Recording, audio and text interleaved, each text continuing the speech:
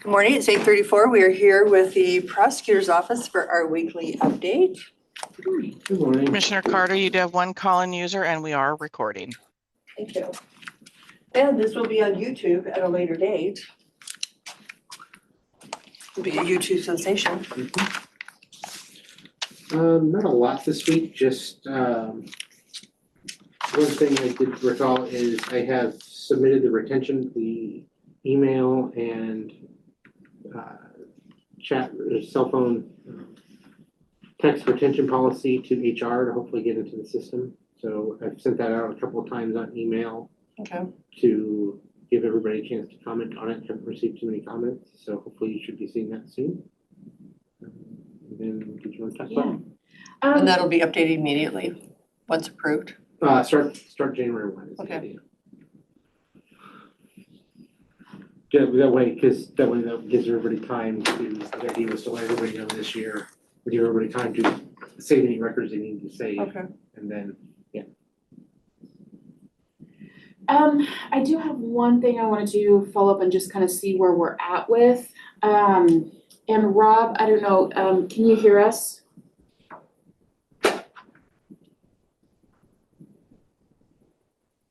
Yes.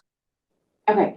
I know there was a question about the Moses Lake ARPA funds used to purchase the sleep center. I think it was pallets.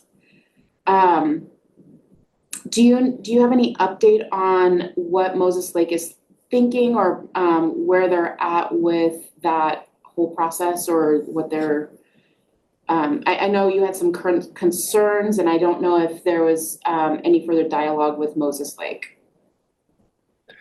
No, I haven't talked to them about the pallets since I got back. Okay. But I can call them today and see if they're going to put them up or not. Okay.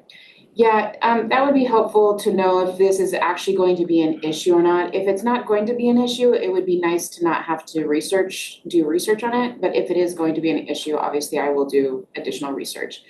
The short version would be, well, yeah, let's just leave it at that.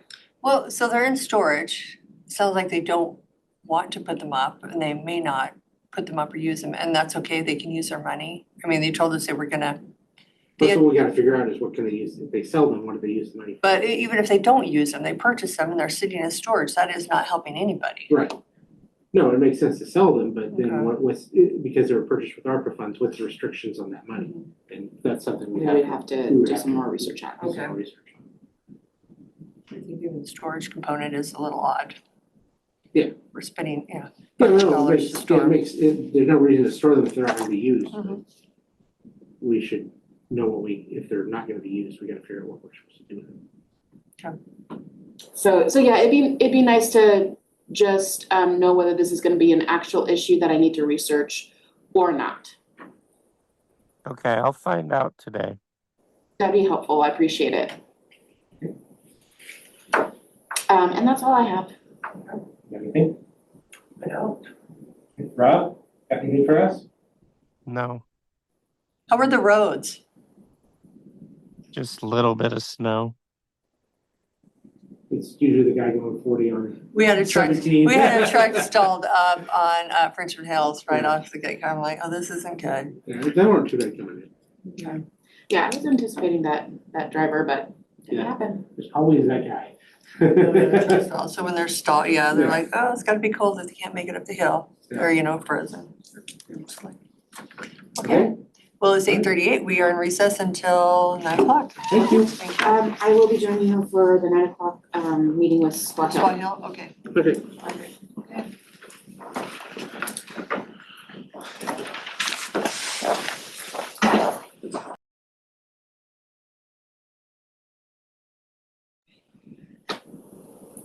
Good morning. It is Tuesday, November 19th. We are here with Swan Hill for the Juvenile Court and Youth Services Update, and we have Rebecca Kaler from the Prosecutor's Office. Welcome. This meeting is recorded and will be on YouTube at a later date. Well, we're gonna start first with the Chelan contract. I sent you guys a copy via email, but I also printed some just in case.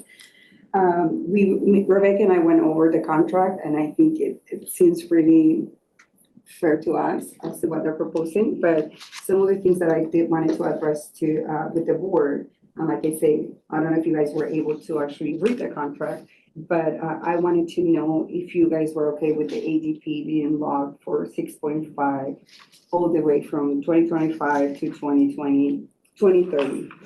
And I did, Okay, so are just confirming the daily population 6.5? yes. Okay. From all the way from this next year to 2030. And I did give you guys a breakdown as to what our average daily population has been since we have been with Chelan. And I know it seems pretty comparable and good, but I don't know what 5 years will look like for us, since I know that across the state, they're pushing more us to incarcerate kids to actually do a different alternative for them. So I just wanted to ask you as to what is your preference, if you would rather have it locked or have like an average every year, but we will know what average will that be. If they will average that year, and then that's what we will pay for the next year. So I just wanted to bring it to your attention to see what would you guys rather prefer. Rob, do you have any comments on this? No, I don't. What do you prefer? So it seems pretty fair, since like I say, the average from 2023 was 6.7, and then for 2024, 6.69. So 6.5, if it seems like that's the trend that we're going, or like I said, I cannot predict from here to 5 years as to how our population will be. And then that means that if they're locked, that's the minimum amount that we're gonna pay every year. So that's the only thing I was like, I don't know if you guys would rather not know what the, ADP will be and depends of the year prior, or just have it locked down. For me, it seems like it's a good number, but I was just cautious as to, I don't know what 5 years will be for us. Well, and looking at the numbers, it's a lot more affordable to go with Chelan than to do our own. Yes. When you look at that, and they have to maintain a staff too. So Mhm. I can see where we have a little ownership in maintaining the stability there as well. And I know that there was a talk with Chelan County. The minister was telling me, like, I hope that we can get this, settled down, because I think since JR were doing their also contracts with them, their average of pay for each day was a lot higher, like 400 a day for them. So I know that for him to have this and, be secure with us before they settle that contract, because obviously commissioners will probably be asking, oh, why are you guys having such a big difference? But yes. Okay, no, I'm fine with using the 6.5. Rob, are you okay with the 6.5? Average daily population? Yeah, it looks like it could be higher pretty easily in that time frame. So Well, definitely it's a little bit lower than what we're the last 2 years. Same. I just don't see it getting better. Yeah. I think if we do have a drastic change, we can, revisit this, but Yes. I think that we're probably right in the ball. Okay, It's a good. fair number for, Like I said, the only thing counties. I was worried is, since that has been the big push, as to try to, instead of incarcerating juveniles, to try to rehabilitate them and do alternatives to that. So I was like, 5 years is a long period. Okay, and I don't know if I read somewhere else, but I was looking at the medical expenses. So Yes. I don't know what contract do we get billed quite a bit for medical So, or? This is something new that they actually added to. Is that and- why, okay, because there was one contract I was looking at that triggered medical and I'm not sure. So maybe this is it. They haven't actually billed us anything. We actually are responsible to pay, like sometimes when they send the kids to the ER Okay. or to do anything, they send us a bill anyway. Okay. But in some of the medical expenses that they were talking here is like if they do have to provide any type of medication and they don't have insurance, now they're gonna bill us too. Okay. That's something new that we signed on this new contract that they're proposing. Any other clause that you can think of, Rebecca?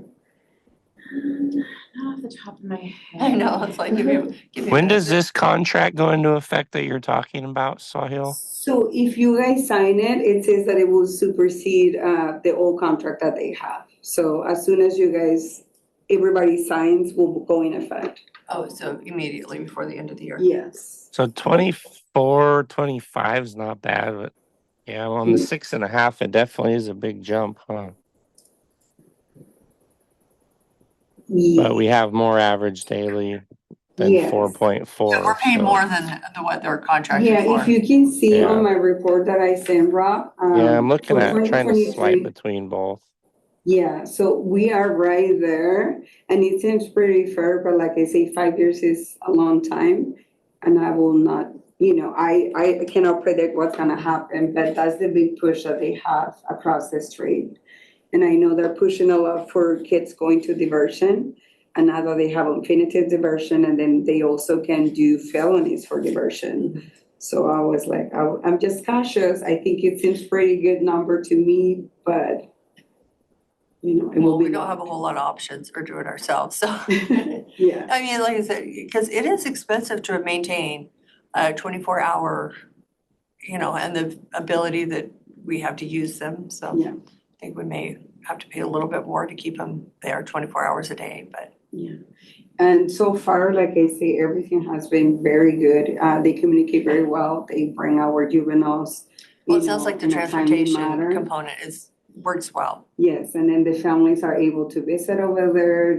Since they are actually a county facility, they have a lot of similarities that we had before, and they offer a lot of programs. And I think the juveniles are really well taken care of. Okay. I haven't heard any negative Yeah. feedback on that. Other than the funniest thing, Martin Hall invited me to their Christmas program. They The did? Christmas party. I must still be on their mailing list. I think I was in their good graces for pulling out. No, I think it looks good. Yeah, I could put it on the round table. Is there, have you reviewed it? I've already reviewed it. We've already worked out, and Swahil negotiated with Chelan County based on what some of my feedback was. So she's already taken care of that. Yeah. Yes. So I will make sure I will get it to the consent agenda. I'm good with that. Yep. Rob, you're okay with moving it forward to the consent agenda? Yeah, I'm fine with that. Okay, perfect. Thank you. Thank you, Rebecca. There's two of us and Danny's not here. Okay, well, thank you for joining us. Thank you. Have a good rest of your day. Thank you. Awesome. Enjoy the snow from India.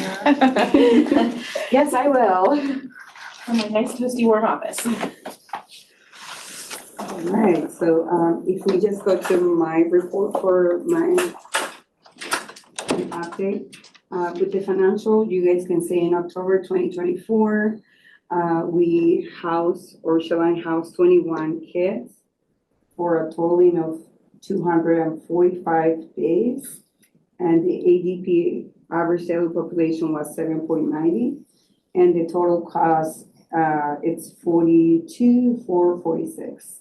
And then I did some comparison from last year, and we actually had around a little bit more kids, 24 kids, for a total cost of 45,540.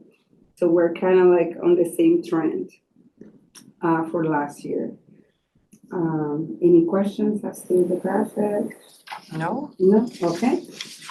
Today, we actually have 6 juveniles from Grand County, and I put the juveniles that we have, the charges, and then also the days that we have up to date. So the first juvenile is murder in second degree, assault in the first degree, and drive-by shooting, and he has been in custody with us for 432 days. Juvenile second, charged with unlawful possession of a firearm on the first degree and trespassing on the second, and he has been in custody with us with 95 days. Juvenile third, unlawful possession of firearm in the first degree. As you guys can see, all of those charges are, serious charges, especially with firearm. And he has been in custody for 94 days. Were 2 and 3 related? Uh, I mean, there was only a day difference between them. yes and no, they weren't Okay. related. Okay, It they was were a different. different instances, yes. And then the juvenile 4 charged with the robbery in the first degree in custody with 17 days. Juvenile 5, we have a violation of a protection order. This kid has been in and out. The first time that they brought him to us, he was out of bail, and as soon as he was out of bail, he came back to us. So right now he's in custody, and he has been there for 20 days so far since they brought him back. And the juvenile 6 is a violation of a probation violation. They gave him 20 days, and he has 14 days remaining. Out of the 5 kids that we have with charges, actually all of them have bail. So the number 6 is because it's a probation violation, so it's a separate. So Well, is 5 and 6 related too, because they have the same days?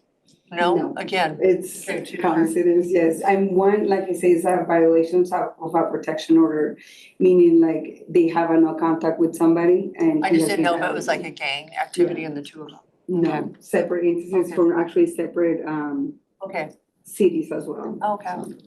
Yes.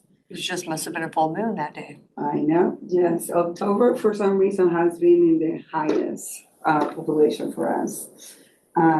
So far in October, we did have 17 intakes.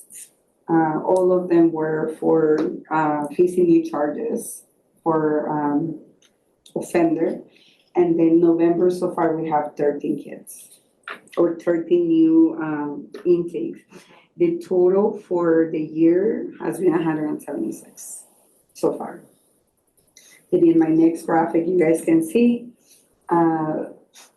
10 kids were after hours. Actually, 13 kids were, 10 kids were after hours, 3 kids were just during business hours, and total is 13. So, any questions as to the graphic? No? Okay. And right now, we do have, in offender diversion, we have 233 kids on caseload, 119 fall in the category of diversion for that unit. With the truancy, I don't know if you guys heard from probably Kim. We did have an AOC system outage that we were without a system for like 2 weeks. So I wasn't able to give you a bid report for that. I give you the last, as of October 10th, these are the numbers that we had. So because of the outage, I don't think they were able to file a lot of petitions, new petitions. So it's pretty close to what we have right now. But as soon as I have actually that report running, I will make sure I give you guys an update. So will this, the AOC system being down, will this impact your office with additional overtime hours? I was gonna talk to you in Okay, administration, but a little bit, not that much for us, but I will explain to you as to how does this look for us and our office. And for dependency, we have 161. I think it was like 20 cases jumped from last month. Among of these, 112 are assigned to staff, 45 are delegated to volunteers, and 4 cases are actively monitored that they have an attorney. And then in Chilean, since I already put us to the contract, nothing really new for us to discuss in there. In administration, I know that I mentioned it last month, but we submitted our budget extension to accounting, and Mandy did inform us that she's planning to submit that to you guys next week. Okay. And then I was just gonna tell you regarding AOC, they stopped the service, I guess, to all of the systems, statewide systems, November 3rd. That was I think it was a Sunday. and all the way to yesterday. Yesterday was the first day that we were actually to get back logging into the system. We had to set up new password, new system in place for them to make sure that everything, bringing access to all of our data, but it was still partially functional. Since everybody in the state wanted to, reset password login at the same time, it was very, very slow and things were not working properly 100%. So what does that look for us? So basically, every time we have a new referral, our office is, or new case, our office is responsible to create a referral. That means that we put things in the system, making sure that we have a new intake. This is what's happening. Same thing with dependency. Every time they bring them to us, start with us as to give them the referral number, and then it goes to the clerk's office. So between me and Kim, we have been working very closely digitally, because I know that my work affects her work as well. And I know right now the problem with, I think we are all caught up with dependency and truancy, but we're still waiting for some numbers for Chelan County. Because since they are also in the statewide system, when the kids after hours go to Chelan, they're the ones that create the referral for us.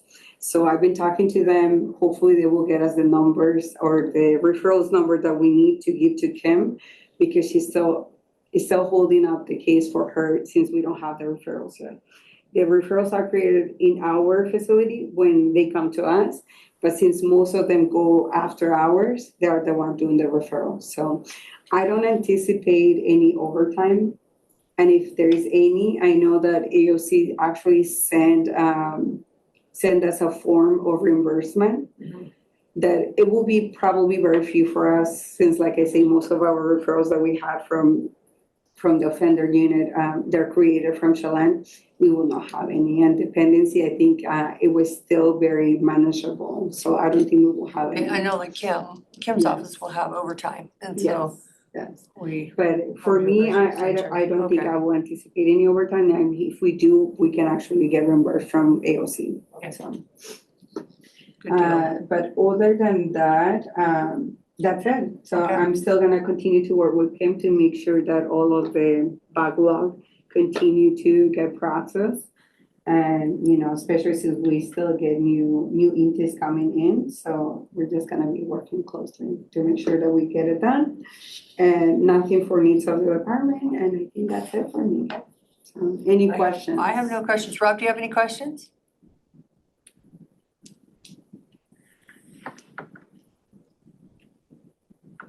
No, I don't. Well, that is it. Okay, thank you, Swahili. Thank you. So we will get this submitted to, you'll I will send it to submit it to Caitlin or you. Barb. Okay. So it is 9:18. We are in recess until 10 o'clock. Thanks, Swahil. Thank you. Thank you, Bert.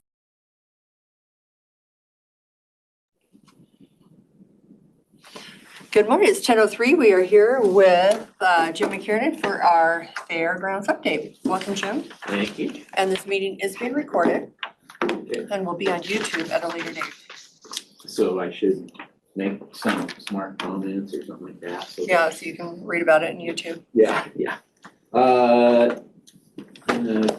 Going through a list of things for today, It looks like you have a little spread. nothing too. Rob is online, Danny is at his WASAC meetings. Are you on there, Rob? Yeah, I'm here. Hey, nice. Are you driving? No, I'm about to leave. Revenue and expense reports, really, there's not a lot on there. The big thing I will say is that on the revenue side, a lot of our revenue would have hit in October again, as we cleaned out the credit card purchases, which Darcy reconciles in early October. So a big chunk of revenue will hit again in October. We did notice that in the carnival receipts, we're down a little bit, but I think we're gonna get close to budget with the credit card receipts. But I still think the shooting obviously hurt us a little bit. We also have some things in the wrong buckets on the revenue side, and we're working with Mandy to get that done. So you'll see for instance, a big number in ticket sales adults on the revenue side. It's a little bit of a misnomer because we have pre-sales under event admission fees is really pre-sale tickets, and then some of the buckets need to be changed. But revenues overall were good, considering we had the shooting and we're closed for 3 hours on a Friday. On the expense side, nothing really surprising there. We had a couple overages. One was temporary help, and that's partly because it's on the third page. No, I was just looking at, so are you anticipating your revenue to be up to where you thought it was, what you budgeted? Pretty darn close, Okay. yeah. The fair, we will see a little bit of a dip from the shooting, but not as bad as I originally thought. And honestly, based on the attendance numbers being over last year's and all-time record high, I think we'll see pretty good numbers. On the expense side, with Becca out, we did have an extra seasonal in there, which put us a little bit over our budget. We don't have any seasonals now. And then the only other part was we're slightly over in advertising. That's where my Placer AI expense of $7,000 hits. So my budget's only 15, of which 7,000 of that was Placer AI. So those are the two areas in 9702. So on your temp help, did your employee went out, were they on FMLA or just using Yeah. vacation? And okay, so that salary reduction would probably, That probably will help some of that, Balance it is out. my guess. Yeah. It'll offset the 17,000, I think, that we're over. We don't have any seasonals now. In fact, the last of the seasonals is gone by mid-September. So. Other than that, expense-wise, we're doing good. I think we're slightly under on our expenses overall, so I feel good about that. So if revenues hit pretty close to where they should be and expenses hit slightly under, then we should be in good shape by year end. The bad part is I couldn't get the October reports, which Mandy said they should be available by. yeah, we had an update yesterday and she just ran a couple rough numbers. Yeah, she said they should be by tomorrow, I think, maybe. We should see those.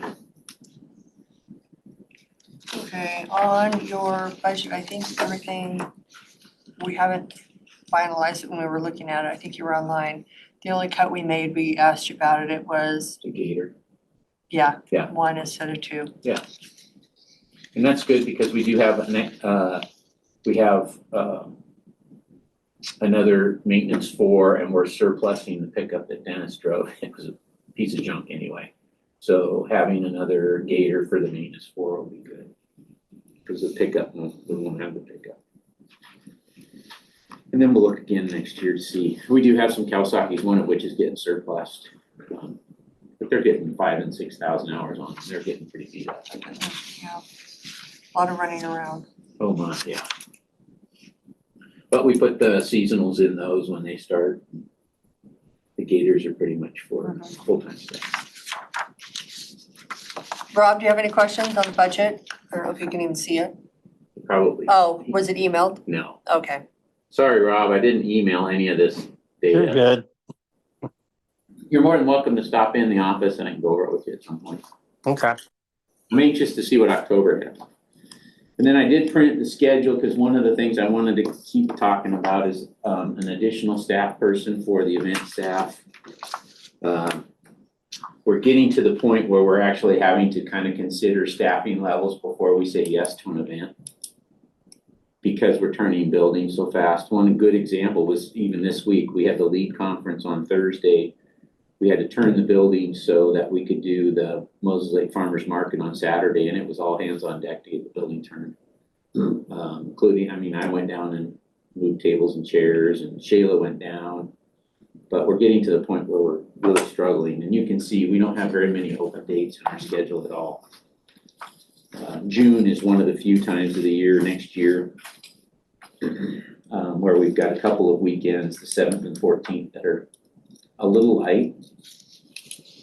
But we recently just reached out to possibly do is there anybody on the phone? Barb, do we have any callers?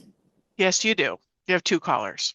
I just want to make sure that this doesn't get published at this time, but we're, Wait, we are recording it and it does go on I- YouTube, so I'd rather not see it in print, I'd like to do a barbecue competition with the brew festival. When's that? Possibly in June 7th to 14th. We're working with the Pacific Northwest Barbecue Association to possibly do that. They look at our facility and they go, wow. So that's very early stages of discussions with them, but it would be a good time to do it.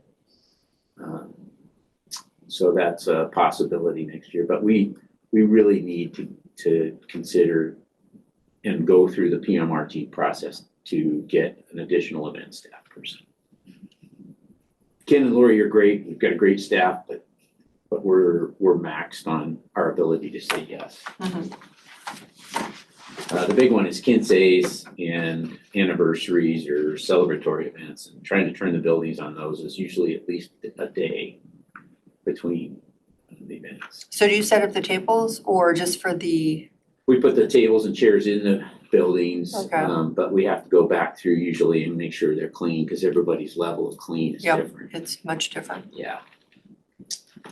So I'm gonna keep that in front of you as we go through the process. I did put it on my budget, and I heard at the meeting that you're gonna look at that next year based on where the budgets end up and how much Yeah, revenue we've got to it get is. $1.3 million so we can, that will be for the increases, staff increases, new employees, and anything else that we can, Figure out. that needs to be capital or whatever. Okay. So well, and that's with taking $6 million out of reserve. We Yeah, could take some money out of reserve. I heard that, yeah. I listened to the meeting, it was Yeah. interesting. And I think it's Clallam County who, they just had to issue layoff letters because of their economy. Yeah, Clallam County's really depressed right now because of the sawmills and stuff. I was born in Port Angeles, and so. Well, we're they're- kind of, the other neighboring counties, they're kind of feeling the impact. We just have ag, a strong ag. We have a lot of new construction, new industry, big industry coming. Good growth. So Yeah, we're lucky. we definitely are lucky right now. Yep. We're not feeling it like everybody else. Website redesign, we're in the process of Sapphire redesigning our website. We've been working on that for about 6 months, and we're getting new Good Sam's campground software. They're doing a redesign. I don't know if you know who Marcus Lemonis is. He's got a TV show called The Prophet. He's a entrepreneurial, anyway, he's on TV all the time. Okay. He is the owner of Good Sam's, and so they're going through a complete change of their software. And so we will have new campground software, and some of the benefits of that is right now all 5 of our campgrounds are separate, and you can't transfer a person from one. Like if they say, oh, I don't want to be in North, I made a reservation in North, but I really want to be in East. Right now we have to pull them out and then put them in, Okay, and it takes a lot of staff time. So having the campgrounds all in one now, we can control that a little easier. It's gonna be nice. We plan on continuing Placer AI for next year. And Rob, I did have a meeting with Placer Friday? Yeah, I can't remember what day it was. Anyway, to talk about what a solution would look like for the entire tourism commission, because the city of Moses Lake is also looking at then potentially using Placer AI to replace the product they have. And because it's better data. So Doug from the city of Moses Lake came up and I showed him what Placer does. And he said, oh my gosh, this is way better than what we have. And so they're probably going to go through the process of acquiring it. They're paying 18 grand for a product called Datafy, and it's not near as good as what we have. So pricing should be coming hopefully soon. So you at least have an idea of what that would take to do. We've got Ken, Lori going to the Equine Center Symposium in January to go to dirt school again. This is good. Continued training keeps them on top of everything that's going on, and it's at South. Where's that at? It's at South Point in Las Vegas. And they did an out-of-state travel? Yep, it's already been approved. And then I plan on going to the Equine Center Manager Symposium. It's a little bit dependent, I'm registered, but it's a little bit dependent on my schedule with, I have a legal thing in January possibly. Is it the same one I might have? Mhm. When And is so, that? Okay, I obviously don't have it on my calendar. yeah, January, I called Carl and Oh, Carl's, you called that, because I'm like, I haven't heard anything. Carl's supposed to let us know kind of where that's at. But it's right at the same time as this thing, so I haven't purchased my airplane tickets. Yeah, I thought it was gonna be kicked back, or was it kicked back to January? It is, yeah, Okay, yeah. At the same time this is going on. Okay. Food booth leases, we did do we went through the process of a legal notice in the newspaper. We have a very solid process that we go through for people to sign up for food booths.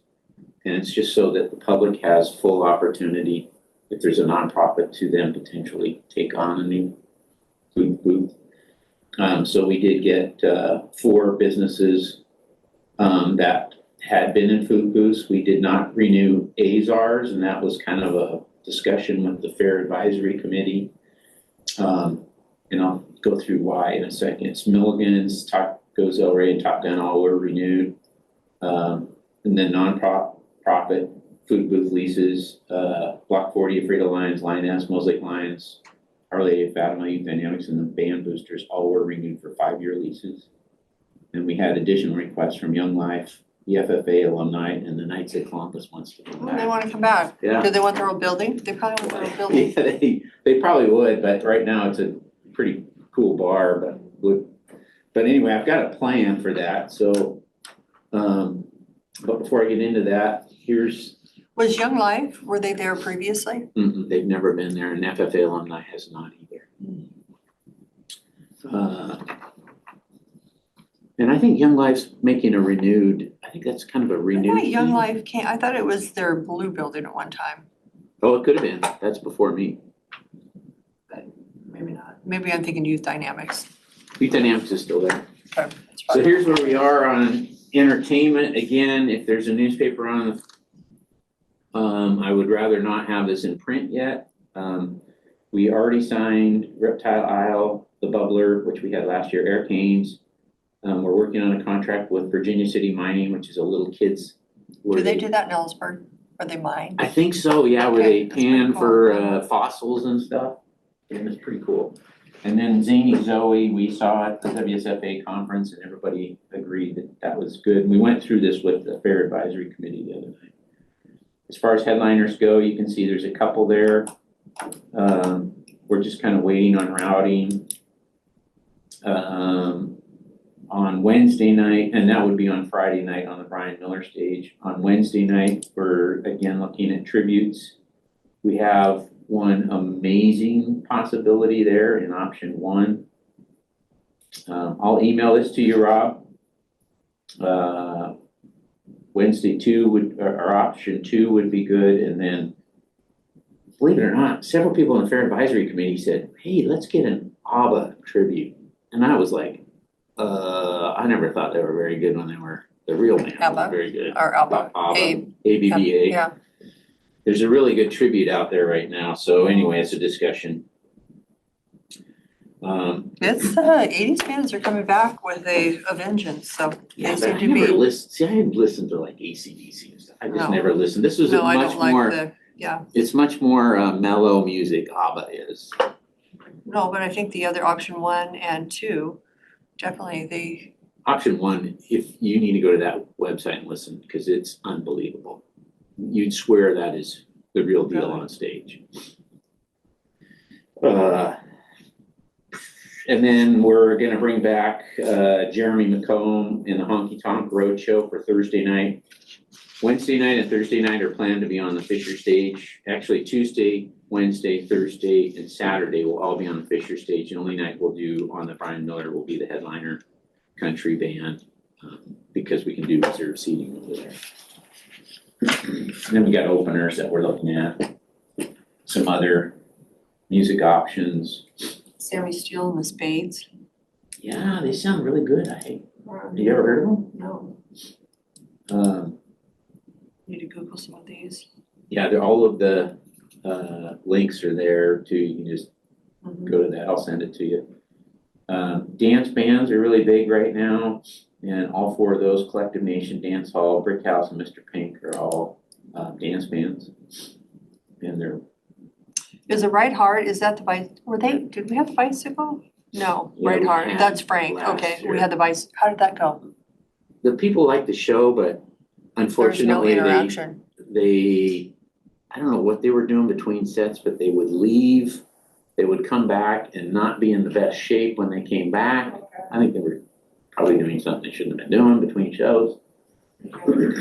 And so I was really disappointed, but there's a group, Majestic Spectacular, which is a kind of a motorcycle stunt. So is 406 FMX Thrill Show, and then Daredevils on Wheels are all three kind of a motorcycle, high wire slash. So then we're looking at robots are big right now. Max Power and Robot Rangers would be two other options. And then we've had Fables of the West. Those are the two guys that they look like they're on horses. Oh, and they walk around with yeah. their, And then Tumbleweed Crossing, we had the first year I was here in 2018, and they're a shoot 'em up. There was some concern about that though after last year by the Fair Advisory Committee. Do we really want gunshot sounds on the fairgrounds? Probably not this year. So, and that's kind of where what they thought as well.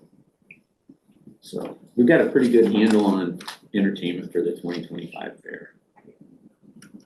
And staying within our budget. And then the contracts that are over 30, I think of my one is 35, like the Montgomery, the headliner contracts, we will send to legal for review. And we're still using Romeo, so I feel pretty good about that. Two more things.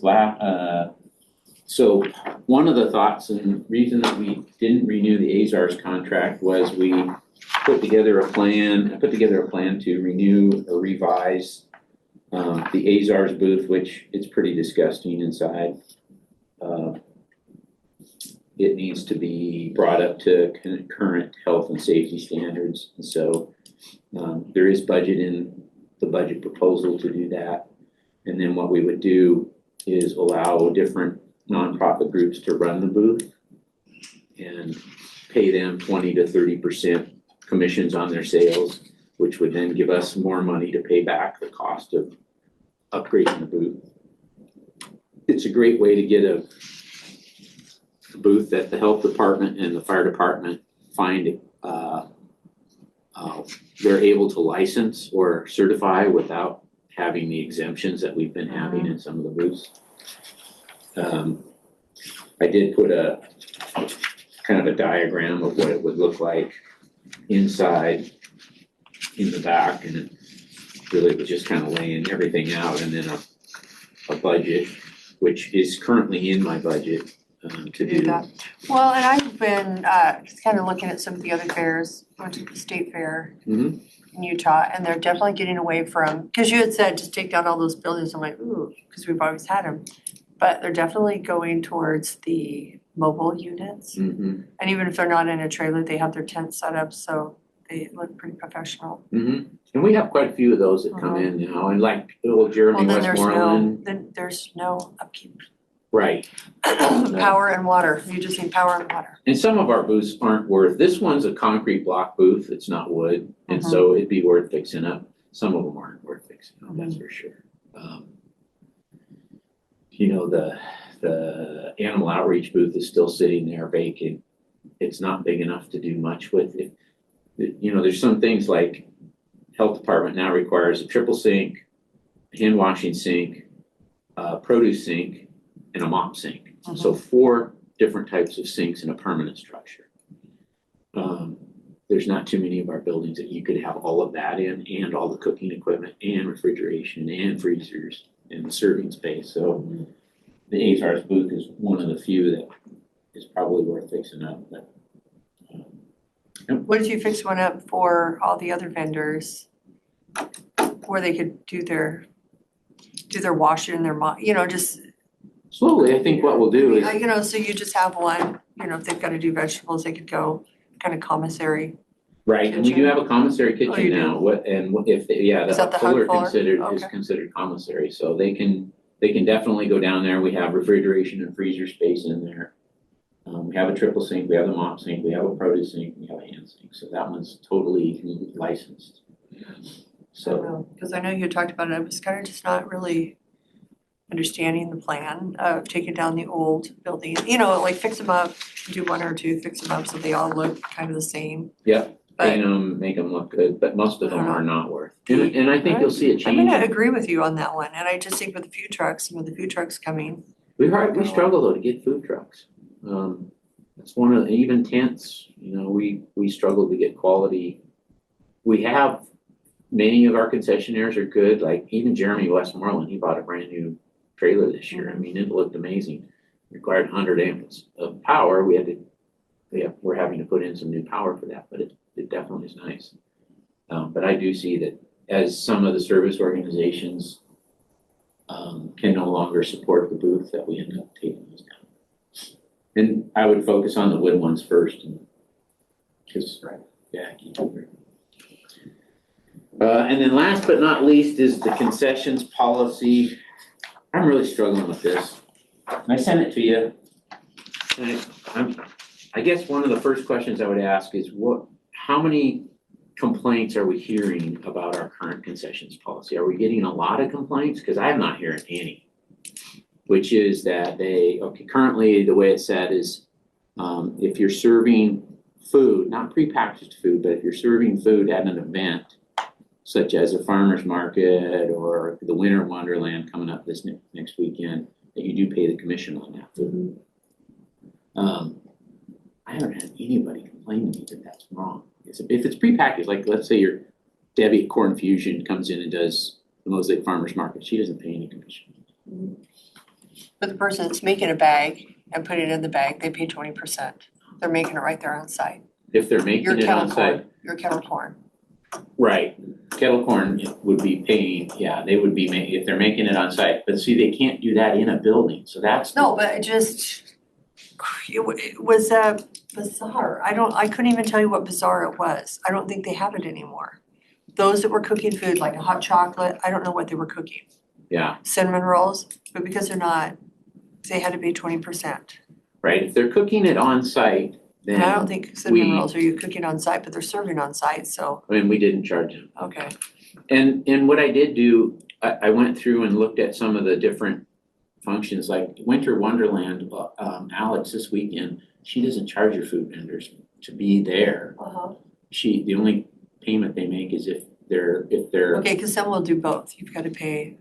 Right, and so one of the suggestions I would have, and like I said, I'm not hearing any complaints, but what I would do is I can reach out to, there's only a couple, Mosaic Farmers Market would be one, and suggest that they either greatly reduce the food prices for booths.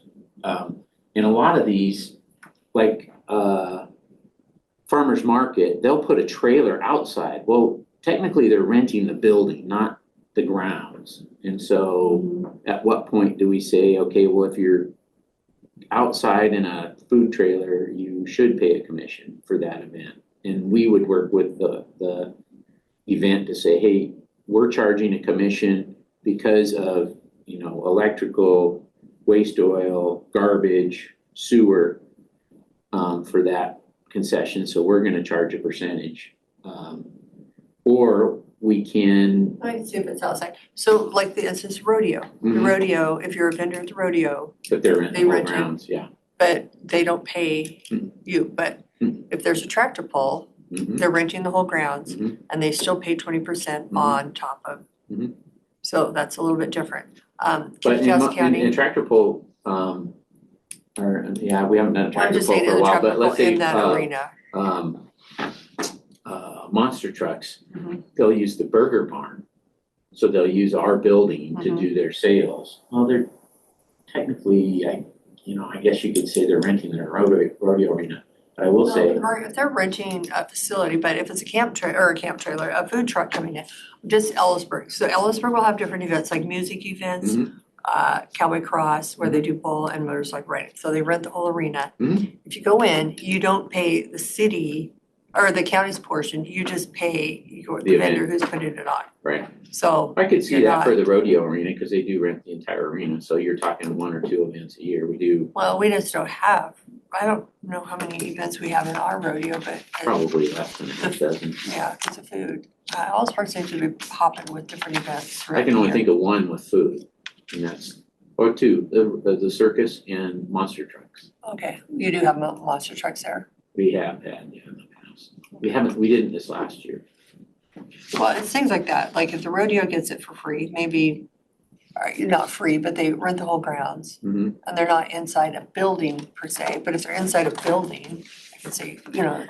renting it, but And what because we, you're utilizing stuff. we would want. I don't know. I We mean, would I wanna just- limit the, well, for one thing, we would definitely limit what can be cooked inside a building. We would not want fryers, we don't want grills, we don't want ovens inside a building, because there's no fire suppression for that, and the smell alone. Well, and most of the individuals that have, Yeah, they know, Yeah, food they wouldn't permits, wanna be they in the know building. that they can't cook inside of a, so maybe the best approach would be to look at, maybe it's just it's a mainly rodeo. the rodeo arena that you're Yeah. concerned about, and And then we then- could come up with a policy for just I don't think that. they've done it for a while. The fair had rented to, I don't think it was Big Dog RV, there was an RV show. And the food vendors had to pay the 20%. Lioness. Yeah, it was Lioness, and heck yeah, we wanna charge that. But they use their building. They use They use their the building. Grant County building. And if you think about it, here's the other concern, and one of the reasons I brought up raising the nonprofit percentages was most nonprofits get all of their labor for free, so their Some of only them they have to cost. pay, or donate They their, give donations back to the different organizations, yeah, but I would not change the policy for that kind of stuff, but I could see changing You know it what? for the rodeo. we have a pretty active fair advisory committee Mhm. member Mhm. that will be joining us come January, so let's visit with him about this as He'd well. be a good one. Okay. And it's So about, let's- it's about, just an FYI, it's about $30,000 in revenue that Mhm. we received so far this year, 426 Okay, let's wait and visit with him. on concessions revenue, so. All right, anything We're else? gonna be nailing him with all sorts of things. And he's been on, he's a very active member on the Fair Advisory Oh, I know. Committee too, so I'm excited, I'm gonna miss Danny. I think he's been a good voice on Oh, Danny's a super nice guy. but I think he's got a good replacement, and, He certainly does. I'm excited about that. Danny's gonna be missed. I hope we're having some kind of, bless you, I hope we're having some kind of, going away thing for Danny I'm too. not sure what he is planning. Any questions, Rob? No, just learning. Learning? What are you Just learning on learning. today? No, I'm just listening to you guys. Okay. I'll email you, the stuff from today so that you have an idea on the entertainment, and concessions thing, and the fairgrounds, food booth changes. Yeah. Remember, we bought that hood, when we bought the hood for the small hood, we bought 2. Price of one. So that one's it's gonna work, so that's gonna help reduce our Nice. costs a lot. We still have to do fire suppression. All right, All right, it is 10:33. We are recessed until 11 o'clock to meet with Shane Heston from WCRG for our insurance update. Thank you, Jim. you bet, thank you. Good morning. It is 11 o'clock. We are here with Shane Heston for our WCRG insurance update. Welcome, Shane. Well, thank you and good morning. And the other 2 commissioners are either en route to Wasac or at Wasac. So Okay, so they're not online. Rob was. Okay, all right. All right, so, well, good I do morning. not know where Rob is right now, unfortunately. You had one job. I know, he might be switching cars. Wasac's in Vancouver too. If you go over say this pass. Are you going over there? No, I'm Okay. not, but I go down there plenty of times, so I know that area very well. So let's kind of start with the insurance renewal. So the insurance renewal has been completed. We have the invoices and we're tracking. We did a lot of changes this year on the insurance as far as the schedule. Put enough in our budget. Oh, Rob just joined. I don't know if you put enough in your budget or not. Because I don't think we had the full amount. We put in, I think, 19%. Okay, we're under 19. Okay. Yeah, we're at 19 because we did a lot of changes on your schedules, on your buildings and stuff. We took off a whole bunch of stuff at the fairgrounds. Tom and I worked on getting the work release down to functional value. We took off almost all the museum stuff. Essentially, we eliminated about $114,000. Okay, if we took down the museum, I wonder if we should lower the museum portion of it, because they are paying 30 to 40,000. The museum. There's very little left we insure at the museum because there are not a lot of structures there are You over wanna- 50,000. If you want to give me a, I'll give you a breakdown okay, of that. perfect, okay. Yeah, of course, but as far as like, because everything is self-insured at $50,000. Most of the buildings are out there. There's no property coverage there. Fairgrounds, Jim and I spent a lot of time on the concessions. You know, they're $48,000, you know, to what they're insured at. Well, you have $50,000 deductible, you put the contents are at $64,000. Let's just self-insure that. We're not gonna rebuild if that little, you know, beta booth burns down, we're gonna build something different. So let's eliminate that, and since we're self-insured anyways, we're just trading dollars. So the cost savings of that was about $114,000, which I was happy about. There was a mistake originally. Your cyber came out to be $436. And they forgot to put two zeros in there. It's actually $436,000, which is more like what it's gonna be, but this is what your insurance invoice is this year. Okay. I'm gonna take Kurt, I have a picture. whole packet. Does Mandy have or you're delivering this, because I haven't seen it. Well, I was gonna deliver the official invoice to pay to, who do I don't know who to deliver that to. Upstairs in our office, we will pay. Okay. Just gonna send it to. So there's a whole packet. I was gonna go down with you in depth after the meeting here today, because today was more of a 10,000 foot level at the VOC. All right, but the key takeaway is, we made a lot of changes. We saved about $114,000. Overall, the costs, we're within line with inflation. We're at 5.8 this year. That's what our insurance costs are gonna be. We're putting some projection numbers on when the jail comes to be, what that cost is going to be. Probably anticipate to be $750,000 to $1 million to insure the jail. 5.8 million. So Cindy, is that in a budget that Emily keeps for you, or is that all general stuff, so it is Mandy? Well, it's, I think Mandy, because we kind of guessed, so she'll have the sum Okay. total of Would it, you like but me to send this to Mandy? yeah, well, Mandy, yeah, I thought I had her email, it's not popping up. Mandy will Okay. need it, Yep. but it'll come from, is Emily doing our budget still, the vouchers payroll? Okay. Yeah. So I'll make sure both of them have that info. Okay. And it's typically not due until January, we don't have to pay for it until January. Generally, you pay it in the 25 year, yeah. Yeah, but last year we paid it in 2024 to get our revenues down. So again, it's 23. in 23, sorry, we paid it in 23, We paid it for yeah, 24, yeah. 24. Thank you, Rob, for correcting. So it could be, And if you want, Cindy, I can give you're you. kind of the one that tells us when we need to pay it. I've got a complete renewal packet. My plan was after I met with Tom and Kurt and Barb in the BOCC, I am then meeting with each major department, Public Works being the main one, and then Renew. Because we have these fleet ID cards. I mean, you got 370 vehicles out there. So I mean, there's a lot of cards to make sure everybody has. As far as allocating costs into, we've broke down the costs by department so you can track those costs back. And so I've got spreadsheets. It's not all it's not all printed today because there's big spreadsheets. So electronic copies are going to come out too. So you've kind of divided it up. It That's has what been we've divided. had. It has Okay. been divided up. Thank you. Yeah. No, we've broke out the costs, and so everything can be extrapolated down by department. So Public Works, Sheriff, you know, so it is an allocated cost assessment, because I know you like to break that down. So all that's been done. That's gonna come electronically. I'll send it to you, I'll send it to Tom, and I'll send it to the BOCC email, and then you guys can send it wherever you want. And that's gonna have all your schedules in there too. I didn't print the schedules because you would honestly, it'd be like one schedule is gonna have like 11 pages and it's gonna be this small a font. It's just wasting paper. Yeah, And no, it's, that's totally and it's fine. eye strain to read. Well, I can even see law enforcement liability, 627,000. They split that out last year, if you remember right.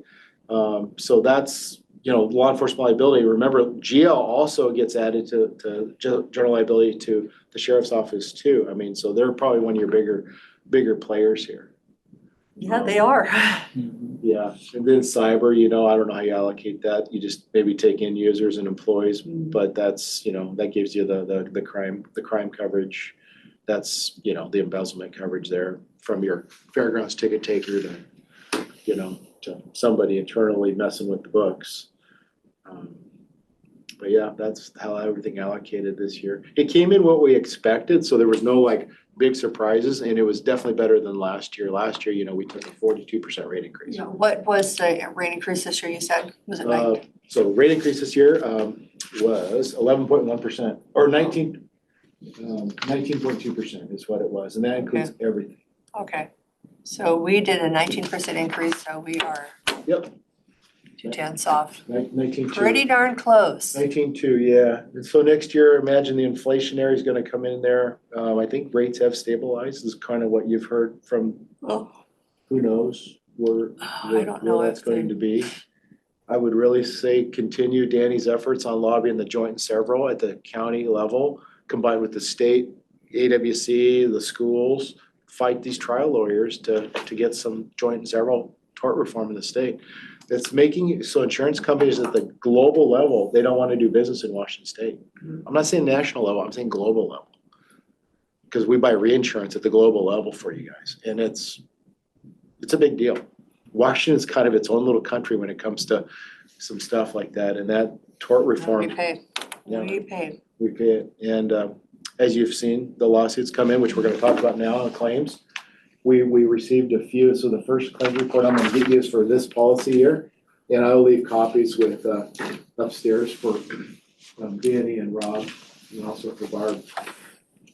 But this is our claims count for the year. We've added a few new claims this last go around. I should have brought my glasses. I'm sorry. Boy, I have good eyes, but a lot of stuff we've been getting have been these constitutional. It's under wrongful acts. You'll see the bottom half of those. That's if you've been in the email string, that's what Rebecca and Kevin McCrae. We've been going back and forth arguing on that. They're suing for $50 million they're losing their depriving of their constitutional rights, loss of consortium, to name a few, to loss of companionship, kidnapping, and ransom. I mean, they're making some wild allegations, but we saw I think 11 claims come in based on that alone. So your numbers are a little skewed based on that, but we did have a very serious accident that happened right at the end of the report last month. Happened up there off of the highway up here. They totaled out a county vehicle. And it totaled out another vehicle. There's some bodily injury. That's going to be a pretty expensive claim. It's probably going to be your most expensive. What, this year or last year? It just happened here a month ago. It's probably going to be your most expensive property claim this year. Yeah, it happened up Airport Road and Highway 282. Somebody pulled out in front of a county vehicle pulled out in front of another vehicle. Was that the Renew? Yeah, it was a Renew vehicle. Okay, I heard about the Renew. I didn't realize it was. That was development services. Sorry, development services, Barb. Yes, I'm sorry. And so we've got some bodily injury. We've got 2 totaled vehicles. Thankfully, nobody was seriously hurt. But it had a potential. It had a potential to be a fatal accident for sure. So tracking that one, of course, we had a litigation update last month, where we had, Colin and those guys giving you an update, which I think if everything comes to pass, that's pretty favorable for the year that we're concerned about, which is policy year 2021, which is this report I'm going to give you right now. Policy year 2021, you can see if those litigated claims, which is the gray, the Ramos and the Ross claim, we get dismissed on that. That's gonna make things pretty favorable, and I think it should cap our liability exposure under our total insurance limit for the year. Because as you know, with everything kind of reserved in there right now, assuming we get favorable rulings on those three cases, we will not run out of insurance for that policy year, which has been a concern we've had now for the last 18 months. So I think that was a big deal. But all that to say is there could be this development at a future year that we're not seeing at this moment in time. So that's why it's important for us to keep an eye on things, having Rebecca and having Kevin, having Claire Risk in our office kind of watching things on there. We can't prevent somebody from suing us, but we can certainly, in the case of the Ramos claim, if you remember right, there were some ideas that came out of that executive session meeting that we're going to change some policies that could prevent a future claim. Okay. Again, Barb, these copies will come upstairs in a little bit. And then I'm going to give you, the last report I'm going to give you is the all open claims. These are all years, all open claims. Some of these go back over 11 years. You can see right now we have a running average of 3.4 million, but these are all potential open, unsettled, or litigated claims. There are a couple that are S, which means we're going to get our money back, which means we're recovering from another party. There's one on here that I'm seeing right now that happened in 2018. There, we're actually getting some recovery. Just takes a while to get our money back on that. So O is open, L is litigated, yep. S is Subrogated, which Yeah. means we're getting our money back, and R means it's been reopened. okay. I knew the word, I just couldn't say it. Yep, litigation open, subrogation, which means we're collecting back, and then open. Yep. So, and on this one, this is just all open claims right now. So this is going to have the current year, plus it's going to have the subsequent years in there. And as noted, it does go back, a while. So. That's all I have for you today. It was kind of a short and sweet meeting. I am planning to meet with Barb and Kirk today. Thank you for being available today. I didn't know you were available today. And then I'll meet with Public Works, John Spees, Gyra, Renew. I think she's still out. Out on maternity. Oh, okay. So then I'll meet with probably just John up there and Andy. John and Andy. Yeah. I'll meet with them. They have. They may be at, this week, I think they're at their, like the WASAC, Okay. training, they have a. The week for Thanksgiving is a very popular week for conferences, I found. Yeah, it's a very busy time. Everybody's trying to get. So they've been asking for those, and then I'll meet with Jim McKernan at the fairgrounds. I'm actually working with Jim on setting up some vendor stuff. We're having a hard time getting, some of these vendors just can't afford insurance. And so I'm trying to set up a Grant County internal portal, meaning where they can go to the Fair Link, they click on the deal to get insurance. It takes, and we're trying to set this up, build this behind the scenes for you guys. Click on a link to where you as a vendor or whomever can just use our kind of engine to buy insurance, then it makes the county, indemnified and everything. We're trying to set that up behind the scenes. Well, some of them, they can add them to their homeowners, if they have homeowners. If They don't, can, they can, yes. So, like, I've noticed the biggest problem is campaign. yes.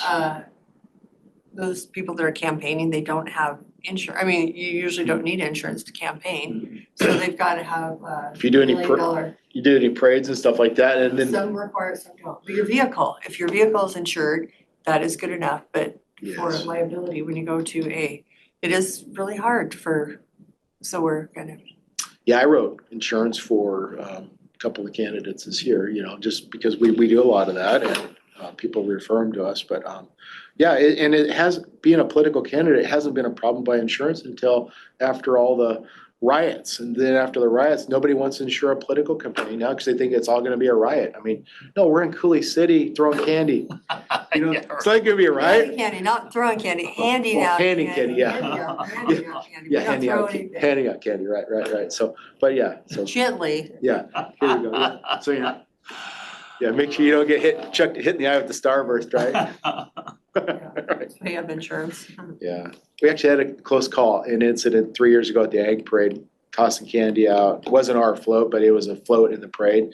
And it actually ran over the foot of a kid, but it could have ran the kid Well, over. there's some kids that run in and some people do chuck the candy really hard. And if you're not paying attention, Yeah. wearing eyewear, I could see where, So like you this- said, a Starburst could be deadly. Well, this candy was in the street, and the kid ran out between the truck and the trailer and about got ran over by the duals of the trailer. It was, Parents need to watch their kids. and it just takes a split second. You know, when they have candy right there, they're like, It's a big deal. yeah, it is. Anyways, there's reasons for all that stuff, but, all right, well, that's all I have. Thank you. I'll give you reports to, upstairs, Okay. and Cindy, thank you. Thank you. Yep, have a great Thanksgiving. Shane? Yep. Yeah, we have a meeting tomorrow, I believe at 9. Yes, today is. Yep. When is your BOCC meeting today?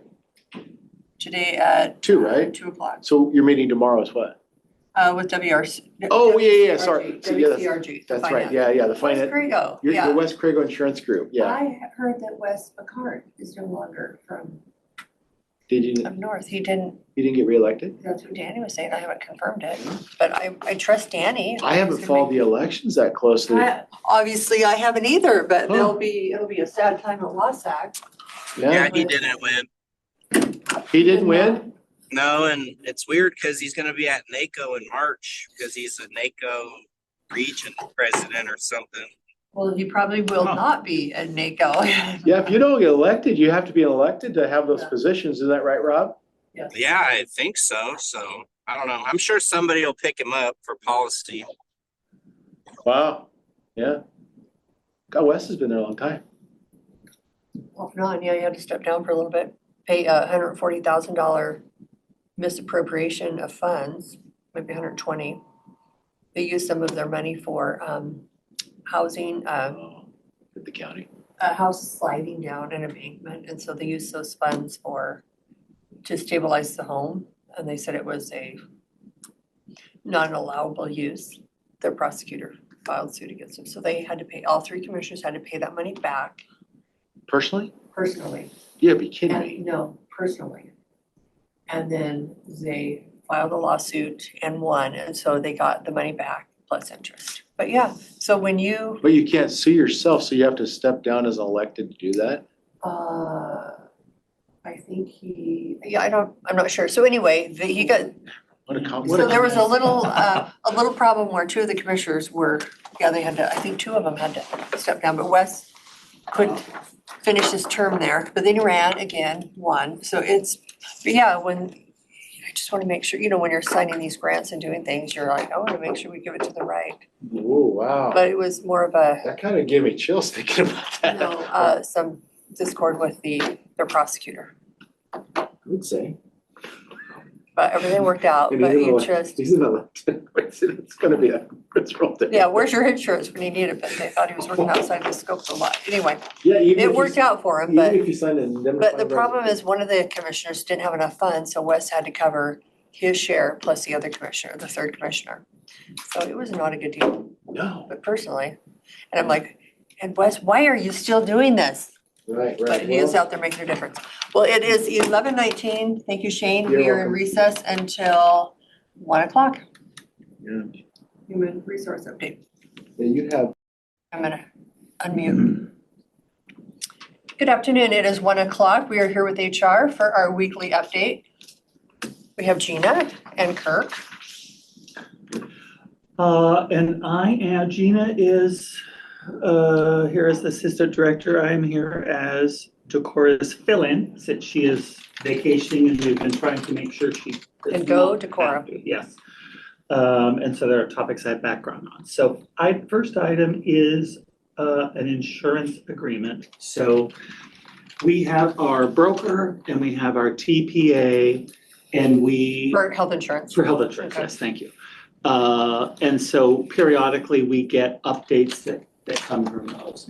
As we've looked at our contract signing process that we just updated, the intent was that we would not be taking all contracts through the prosecutor's office for healthcare because we have a broker who has attorneys and looks at those things for us. So Decora brought some updates to the administrative services agreement and addendum for HMA. who is our TPA. And so we're bringing those today. We set up a meeting after talk with Dan, because Dan does an excellent job at dumbing things down for me all along the way. And so he explained what elements were there, that the changes being made are happening because of changes in legislation being placed upon someone else or change in the market, and that he's had them vetted by their attorneys, so it makes perfect sense. Decor and I were talking about signature process. So if we sign something that's going to be, give our authority to someone, there's going to be money, then we definitely take that to the board. If it's something that's fine tuning the process and not really an expense, historically, I would just sign them. Okay. But Decorah wasn't quite sure, so what she did is she signed them, but she's asking for you to double sign them so that Okay. she knows. And then when she's back, she's gonna have a bigger conversation with the board on how they want these approved. Is Danny and Rob is en route to Vancouver, and Danny is in Vancouver. Is that correct, Rob? oh, okay. Oh, but Rob's Rob is online. Okay. You have two And call-in for- users. Yeah, I'm here. For this update process, then it's chair's signature. So that is the. Oh, wait, I'm not supposed to sign over here. I Oh, just yeah, signed yeah, above. you're signing Okay. yeah, with Decorah, I'm yeah. just gonna sign. Perfect. Wait, let me sign. I'm scared to. Here's And that this one. one, Oh yeah, this one does have a secondary signer. yeah. She's contracted your fiduciary. I just wanna add that HMA reviewed, obviously, this agreement, Hub reviewed. Hub. And Decor did coordinate with Rebecca, who didn't have any issues. Our brokers have our TPA's HMA. Thank you. Right. Yeah. It does say Hub, Acronyms. and I said. Well, I'm like, well, it's Yeah. really hard because No, they're both Hub with and three HMA, yes. letters. And then you say, what is HMA? And I say it's a TPA. Mhm. That's helpful too, right? Yeah. Me, you. You please. So, Gina and I are aware that there was some concern raised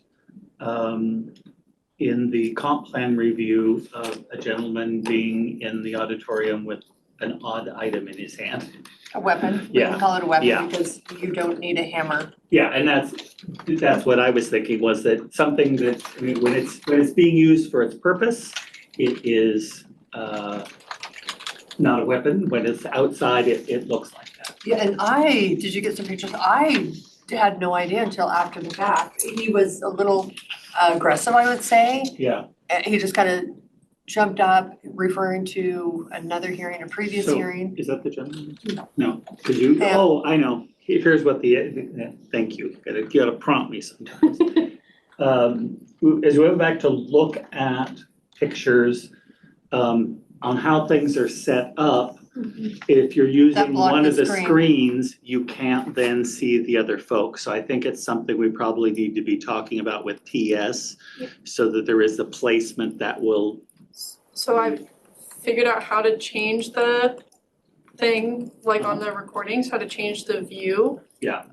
The issue is that when you have the shared screen like that, the only way to be able to see both views is to have the gallery option on. And so then you would not only see both camera angles, you would see like that screen behind you where all of the names and stuff are, all of them would show up. So you'd be able to see it, but it would be very tiny. Yeah. And then So what we need to do is probably just we can slide the table over a little bit and put the pulpit so it can grab, it's not the pulpit, the the podium. podium. All So that- depends on whether we're preaching or Yeah. not. But, put it right closer so that you could view it. Yeah, and that, And that would have, So because they it can, was, so they can get to you quickly, right there. because it was really close. It was Well- Yeah. literally just right outside of that. picture. Or it could also be in conversation with TS that camera angle changes, so it was fine where it is, but it captures what we need.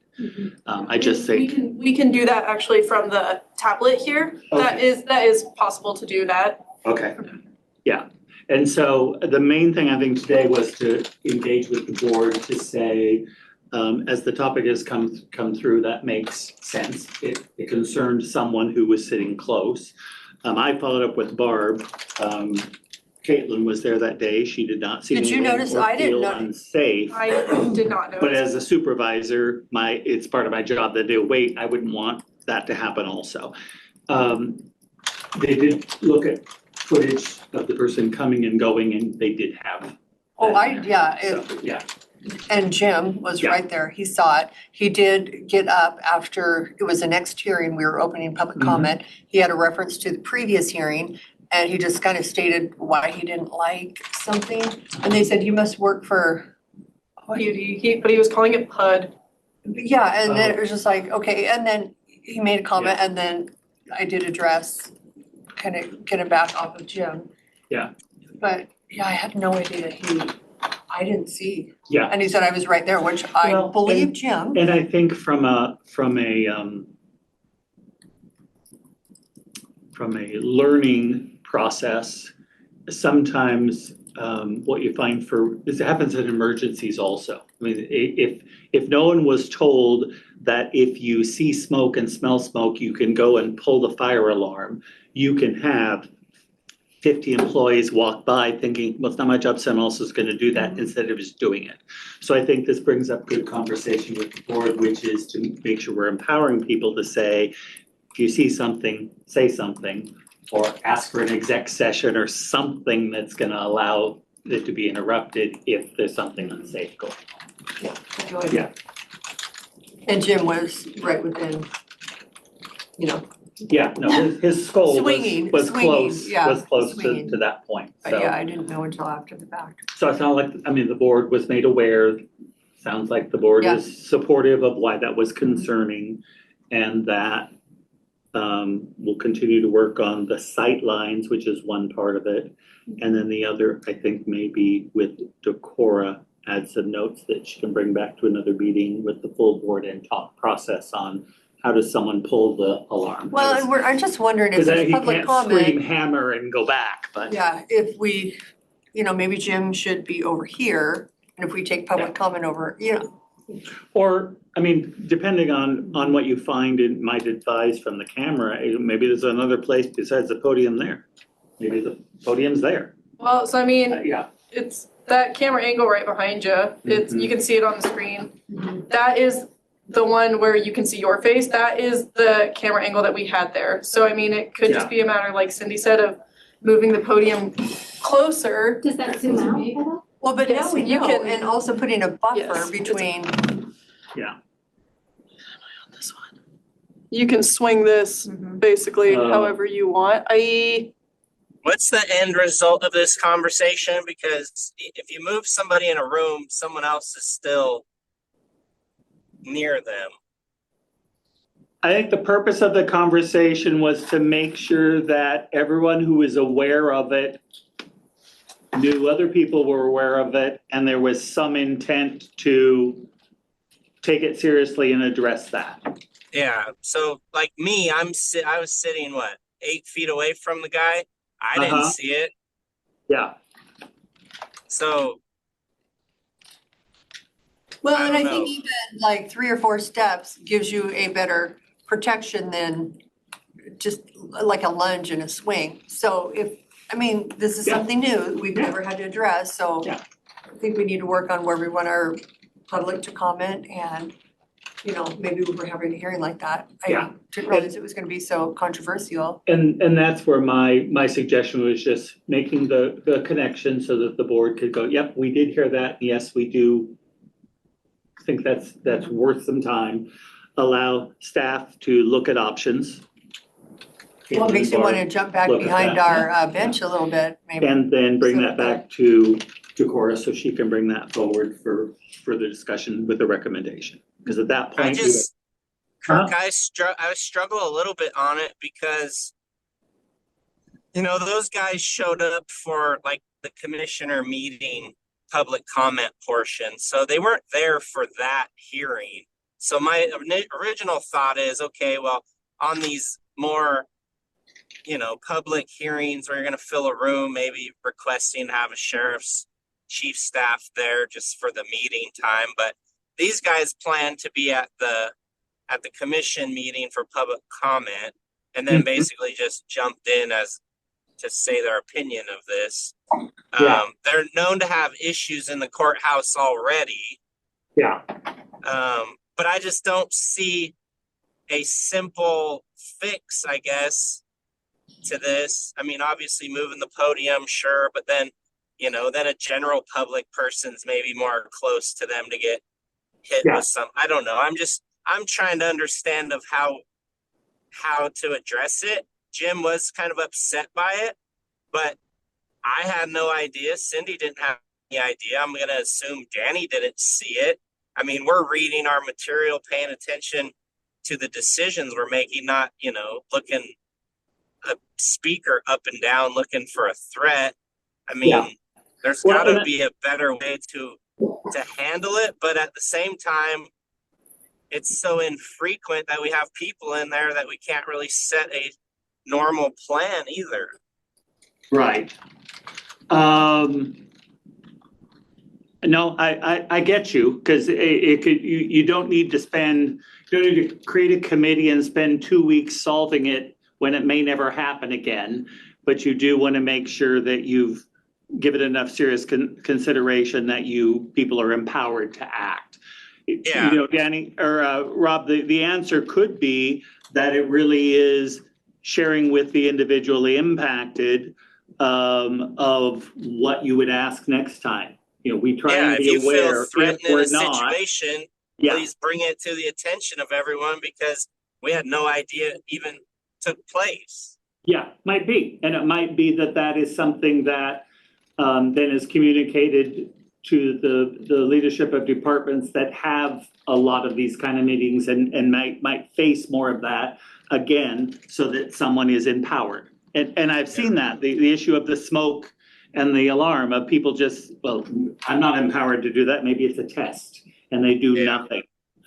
So the motion forward is to make sure folks understand in the community of this place of employment, we all have a dog in the fight. Raise your hand, say something, you're not going to get in trouble for pulling the alarm.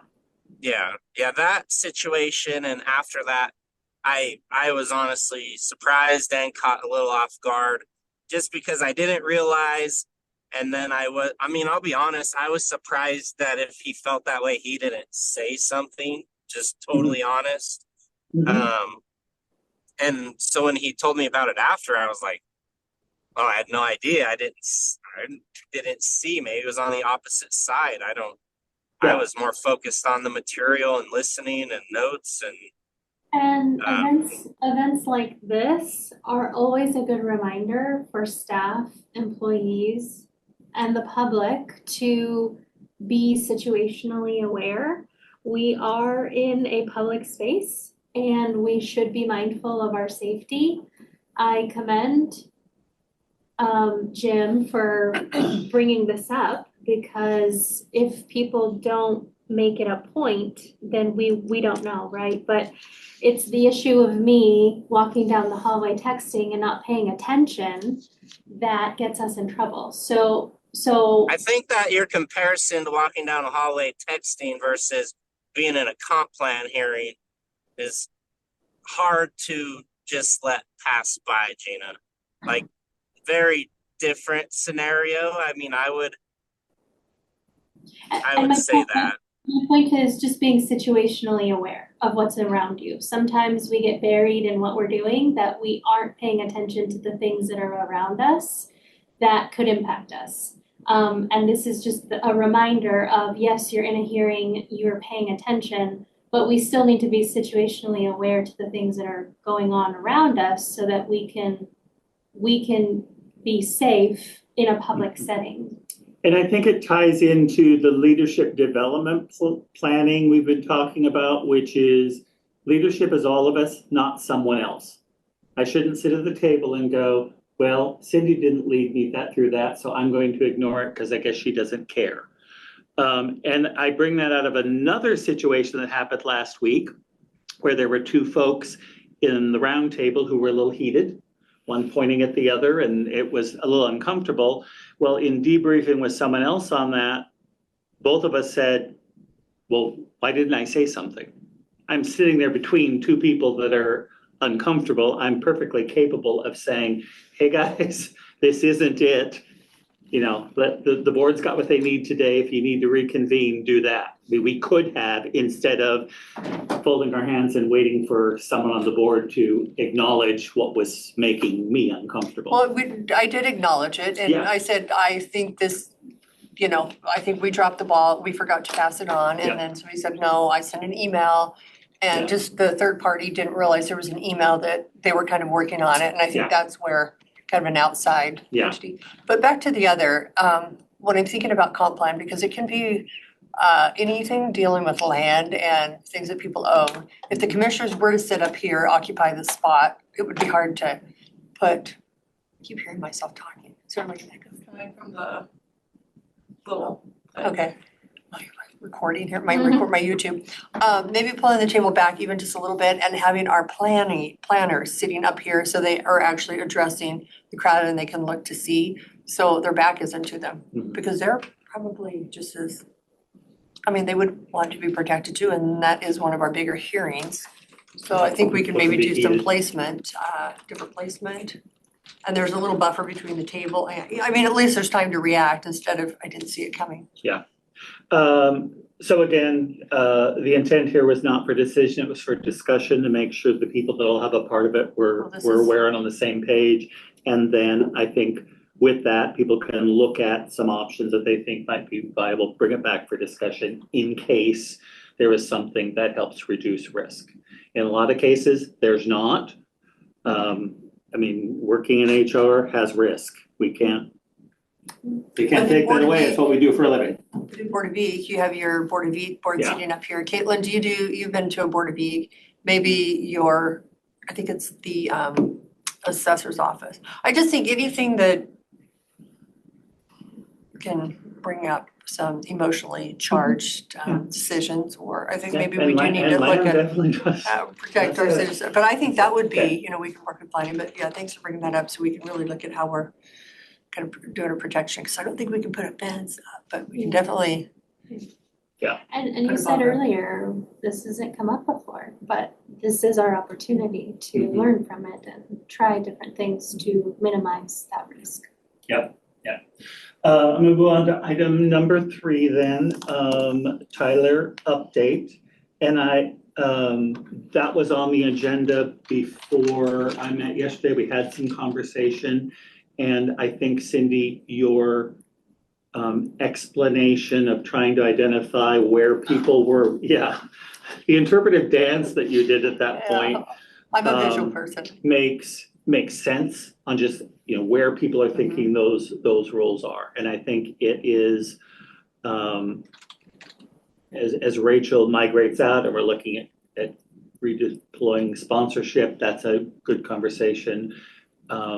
When Michelle comes in, the issue is not wanting to oust her. We just need to make sure there's something covering that gap, whatever that is, her, someone else, whatever makes her happy. Well, and you've been working with Rachel, so I don't know where you're at. I don't know if we need to maybe contract with Rachel if we are stuck, you know, she might have some pieces, or if you have the pieces, or. I don't think we're gonna need to, because, well, 2 things. One is Felicity then steps up for that stopgap measure.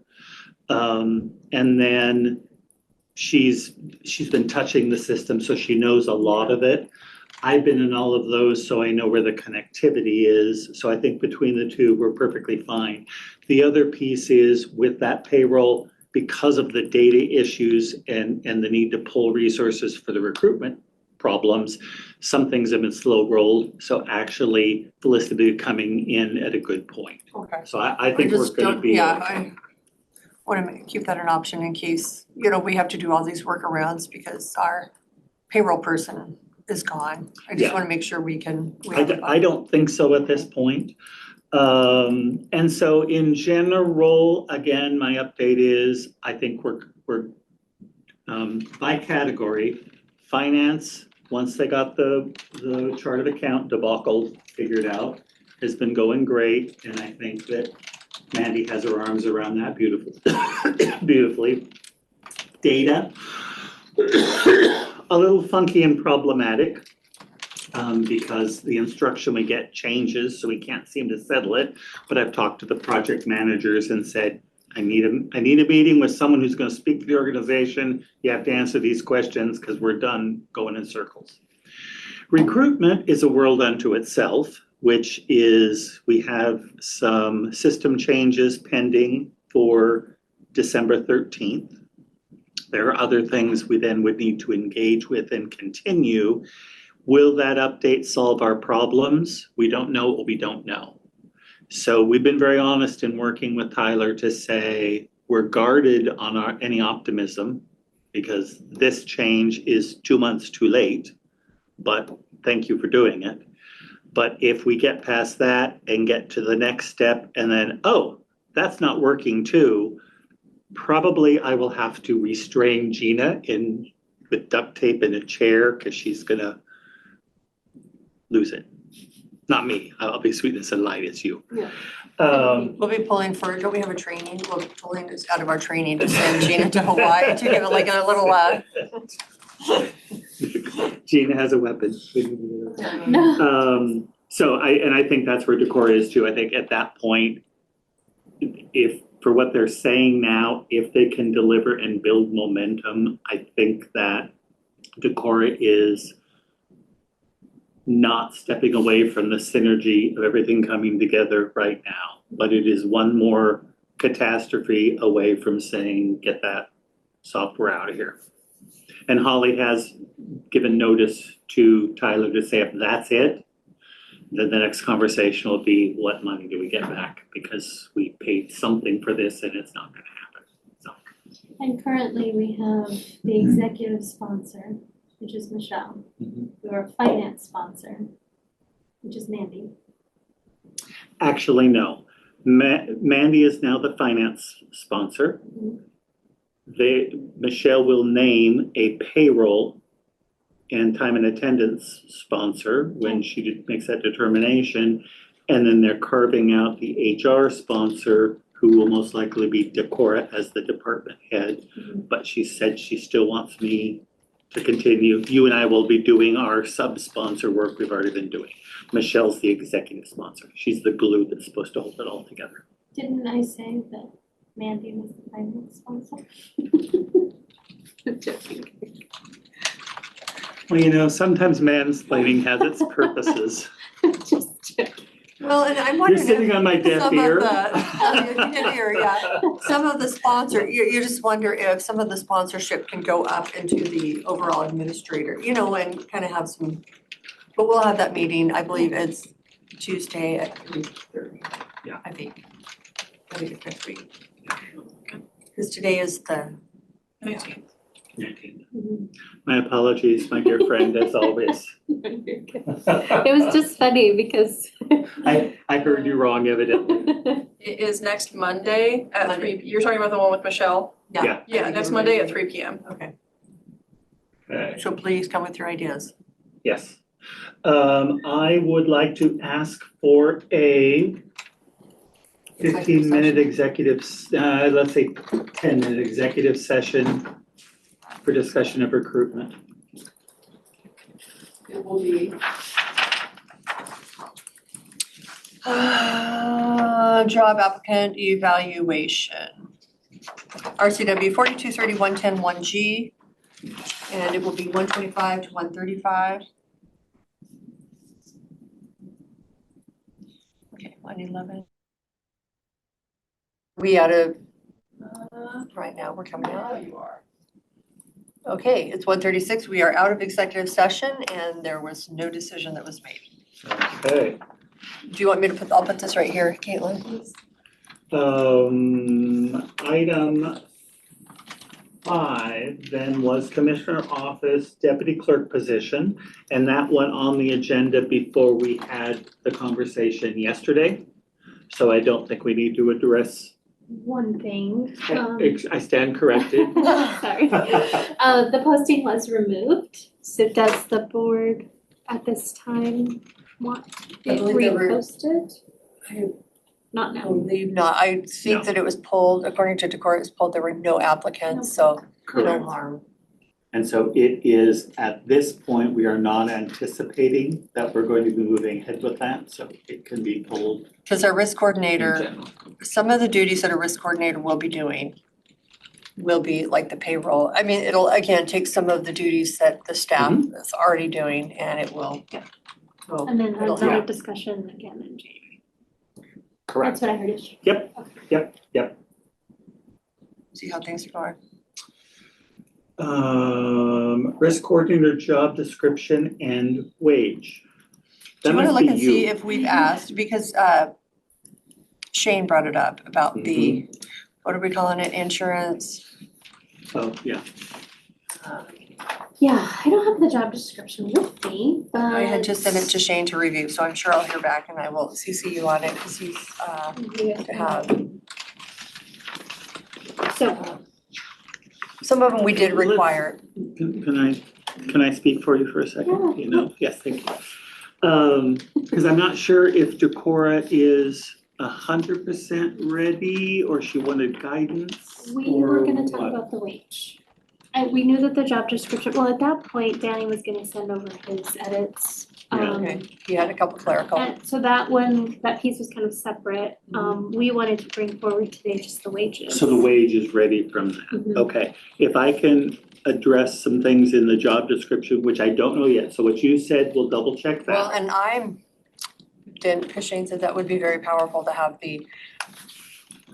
I can't even remember what it was, but when you're able to go out and sell insurance or, you know, Yeah. like an insurance, not Yeah, adjuster, licensure. but Yeah. yeah, licensed agent or something. Yep. And then the other conversation I had with Shane after when I'm upstairs and we're talking, we're trying to, talk through how, find the right person, define the program and whatever. Because I had heard when I was talking to folks before that Shane had said this position needs to report to the Board of County Commissioners. That's not what Shane said today. Okay. What Shane said was he sees it more often reporting to a different position, often the HR director, but that it is defined with a very specific dotted or dashed line reporting to the board so that that person is never in trouble for going direct because there has to be that direct. So I would say that position, very much like the budget and finance manager, very much like the payroll coordinator, we look at some language that helps do that. And then it's just a decision of who's their main person. So, anyway, that's what obviously coming through, Okay. at least so the board then can weigh in on that. Yeah, it was a different. Well, because they do, interpretation. when I was looking at it, they do have some of the components of like HR. Yeah. They're kind of a little bit of everything. They are. They've got a lot going on. It will make a positive impact or potentially a confusing impact on Decorah's world, Tom's world, and my world. So we just want to make sure that we have that dance. And I believe when Decorah's back, when we're hopefully ready to move with the posting, that I've had conversations with Tom and Decorah, and the three of us want to sit down and talk with the board just to make sure everything's being steered in ways that we don't accidentally get in conflict or confusion. Okay, so Decorah ran the comps.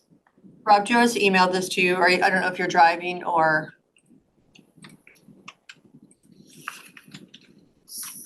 Gonna look at it.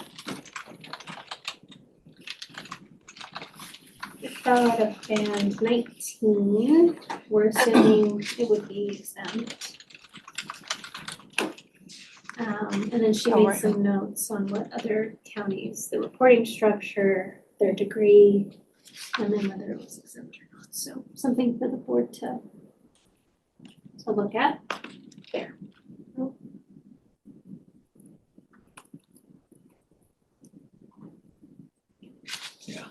And I think in preliminary. Did you hear me? No. Oh, I said yes, please. Can you email? Do you have a copy to email? Thank you. And I think in initial conversation, that's the neighborhood that we were guessing at. So.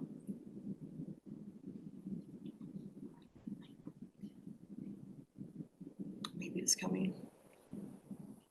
And again, we don't have, it's not like.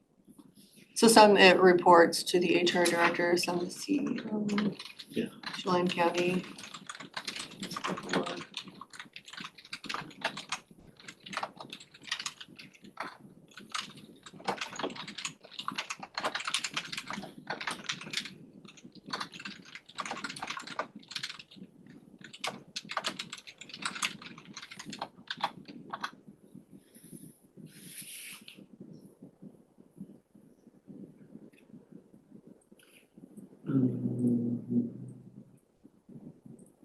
And just to identify, this is here as discussion, wanted to give you the information to look at. Yes. Not looking for a decision today necessarily. I think this data, hopefully you can take a look at it, send it to Danny also, and then with some revisions to the job description as Decora's back, Decora will bring that forward to you. Probably Tom and I will be there for some kind of risk. Would this be safe to share it with Wes Crago, who is our insurance This guru? Yeah. Oh, yeah. No, I understand what you're saying. Okay. If you can email that to me, or if you want to email it directly to Wes. I know Decora had been working with Wes. Okay, if you send it to me, I will forward it to Wes. Okay. Thank you. Just because everything working with right them. So my assumption is that as Decora's back, we're in November. December is a little bit of the dead month of posting, and January, so we're not really a good point of both. But I think moving into the first part of December, we want to make sure that everything's ready so that when the board makes a strategic decision of go, that everything's ready. Well, and I appreciate the fact that I can share this with WCRG, our insurance. The ones kind of been asking for this, and Shane has been very helpful. Yeah, Shane, like I said earlier, Shane is great. He is very good to be able to ask direct questions to, and he gives you good answers.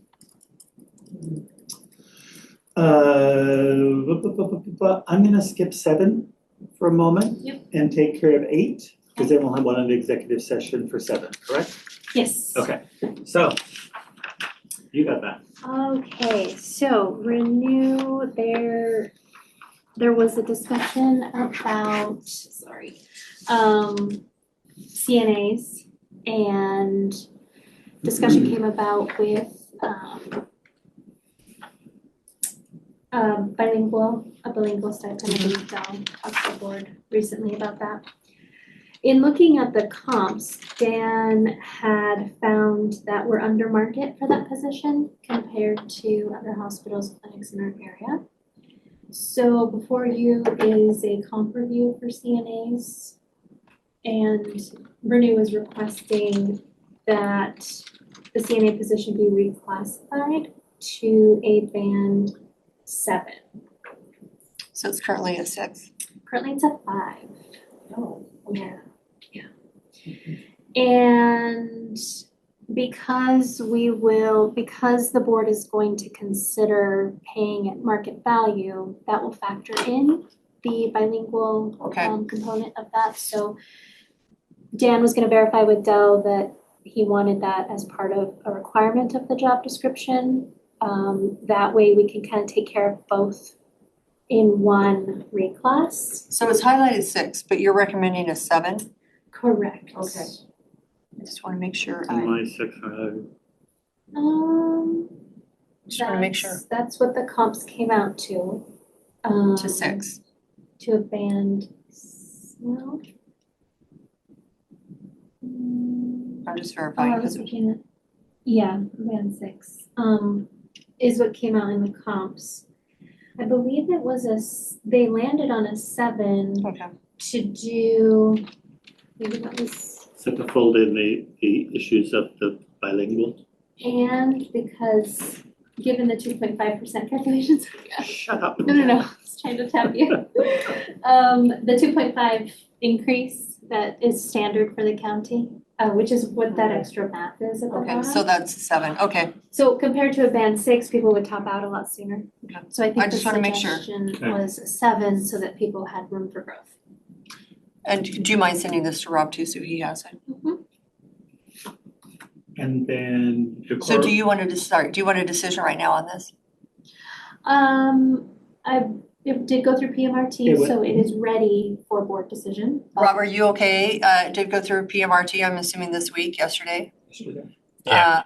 Okay. And the element, just for full disclosure to you also, is was some discussion as to whether this move fully addressed the bilingual pay or whether there still was kind of an issue that's gonna double back. And PMRT's recommendation was to move forward with this because market supported it, but to continue working on the other issue.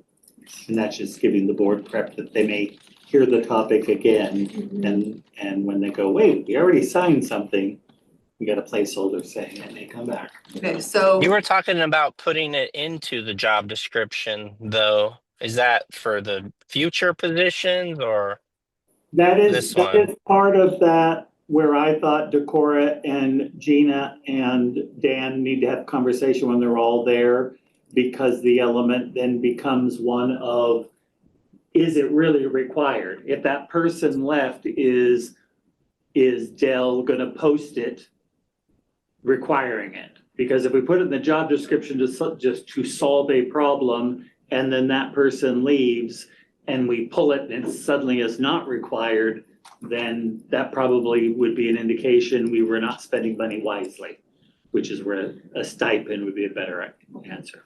So really want to loop Dell back into that decision-making based on what he can support. Yeah. And Dan was gonna reach out to Dell to have those discussions. Okay, so Rob, you're a yes moving forward on a band 7. And then they'll discuss whether that bilingual needs to be in the contract or a stipend. Yeah. I hear some hesitation in that, yeah. No, I mean, it's supported, so I support it. I just can see the bilingual just being brought up in about 2 weeks again. So that's my only issue with it. And that's where yesterday when we were talking to say, well, if the market supports it, but we need to be realistic that it can still come back. And therefore Dan put his arms around it to go get in front of that. We just don't know exactly what that outcome would be. It may be that it's all tidy and the position does need to require that and it's done and dusted. Okay, I'm a yes, so you have 2 yeses to move forward.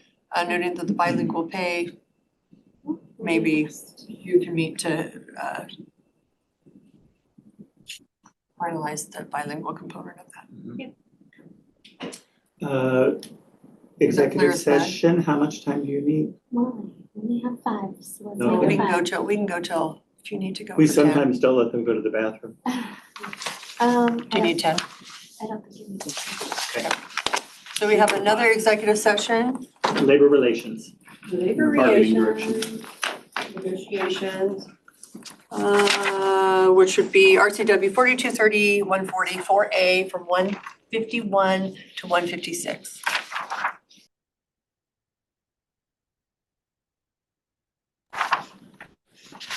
You're out. It is 1:57.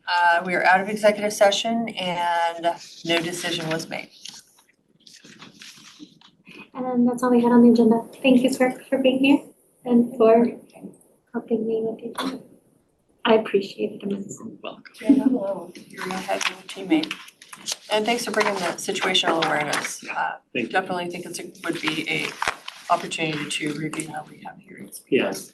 They seem to irritate some people, and sometimes hearings are definitely one that we need to protect our staff Thank you. I'd rather see it coming than not know it's coming. Yeah. Okay, it's 1:57. We are in recess until 2:00 where we have our commissioners meeting. Okay. If you send that to me, I will, the job description or the. Good afternoon. It is 2:00. We are here for the commissioners meeting. Agenda out.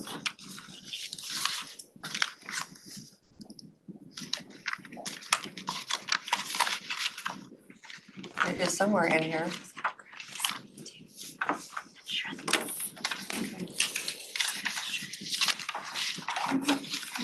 It's probably super noisy as I am.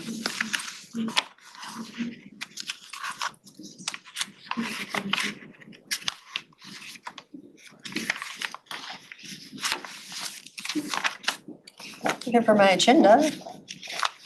There it is. It's been a big week of papers.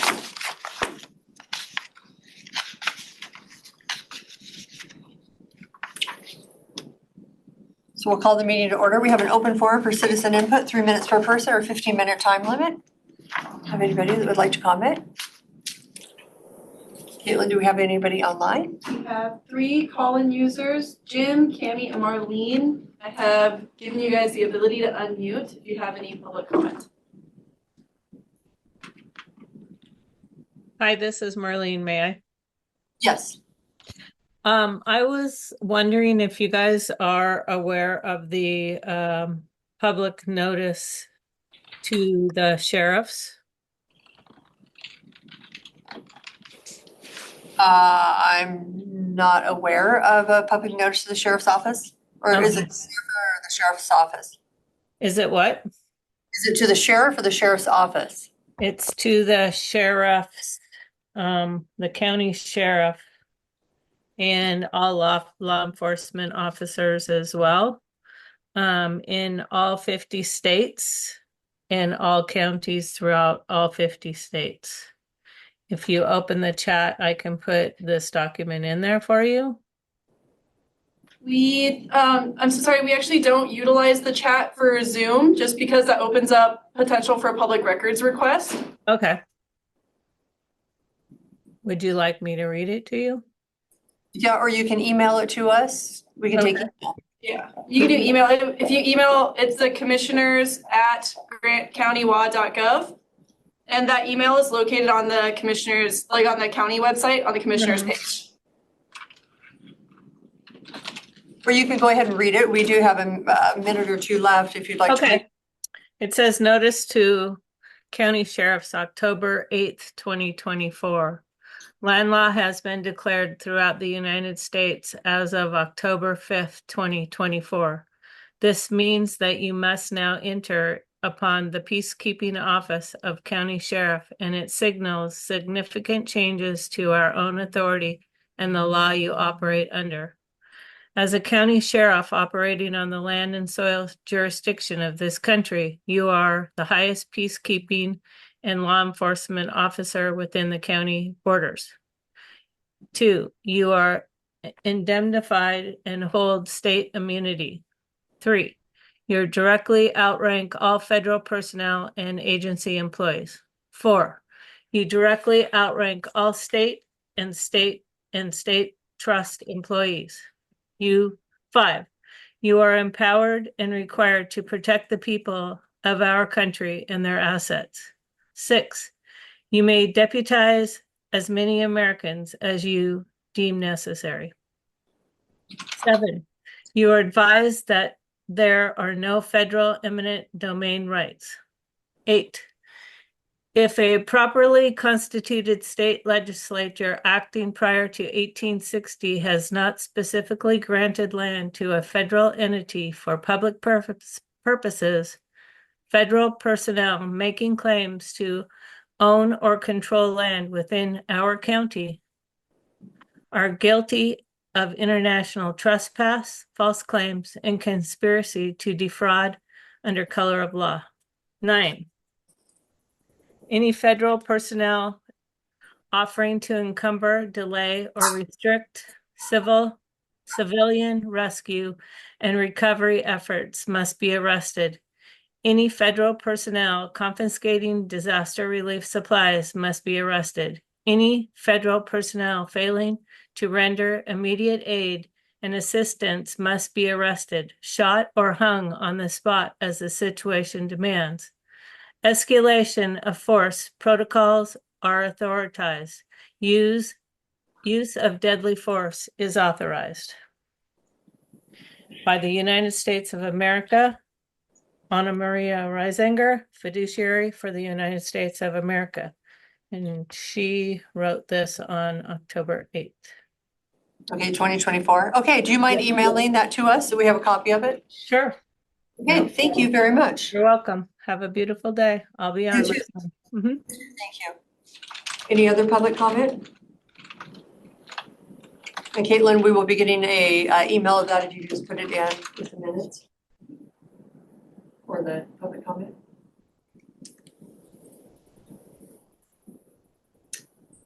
Hearing nothing. Isn't quiet. Moving right along, finish up the public comment. We are moving to the approval of the agenda. Is there a motion to approve the agenda? I move to approve the agenda as presented. I'll second. There's been a motion and a second to approve the agenda. Any discussion? All in favor say aye. Aye. Aye. Agenda has been approved. Correspondence and emails. I do have something. I have two. Well, I guess one of them, I don't know if this would be a roundtable. It's about an invoice from the Columbia Basin Development League. The invoice is for the 2025 annual partnership. It's in the amount of $5,000. And so the commissioners had said that you wanted it paid for 2025. We were looking through the budget, and there is an amount, $5,000 budgeted in 2024, but the Columbia Basin Development League has not been paid in 2024. So my question is, were you guys? Did we pay them in 2023 for 2024? They were paid in January of 2023 for what I assume is for 2023. But they have not been paid at all in 2024. We may want to just reach out to them and see where we're at, because sometimes we have paid. If we paid early, I'm not sure.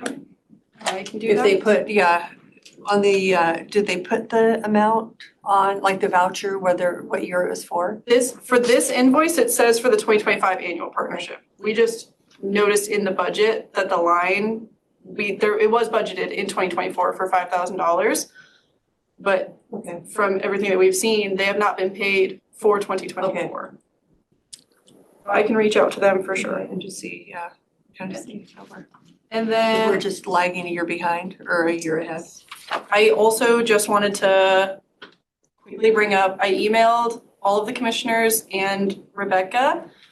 We got a letter from the Clearway Energy Group asking the commissioners to meet and vote and issue a final decision on docket number P24-0247, which was one of the petitions that you guys reviewed for the comp plan amendment hearing.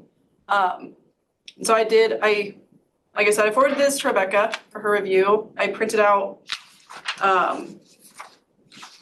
the minutes that I took for that, and I also printed out Chris Young responded. I don't know if you saw it. I was just starting to read it when this meeting started. So the letter from them is asking for the commissioners to vote and issue a decision because they are under the assumption that the commissioners did not actually make a vote or an applicable vote in their letter. I don't know if you read it. It says that one commissioner voted to remand, one commissioner voted to deny, and one commissioner voted to approve and disapprove, which that was the one where there were 3 different motions made, but the final motion was to remand it. Mm-hmm. I've not heard back from Rebecca yet, and I wasn't sure if she was gonna be here or not. Okay, so more to come on that. Yeah, because I need to finish reading Chris's letter and then we'll wait for our civil attorney. Because Chris had to reach out to, was it Commerce or Department of Revenue? The land use He had to attorney. reach. land use attorney, and then whoever's over our comp plan. I don't think it's Department of Revenue. Department of Commerce, isn't it? It's Department of Commerce. I know, I get confused right now. Department of Revenue is over a lot of our tax stuff. To figure out how to kind of finish up, because we did not end up voting on our final comp plan amendment as well. We didn't do a final vote. We just voted on each individual one. So we didn't adopt it as a whole. But yeah, I have more questions than I have answers. Well, So I'll wait for the on your experts. radar, so. Okay. Yeah. Any other letters or? That is all that I had. Rob, did you have any letters? Nope. So moving right into the Commissioners Roundtable, miscellaneous discussion.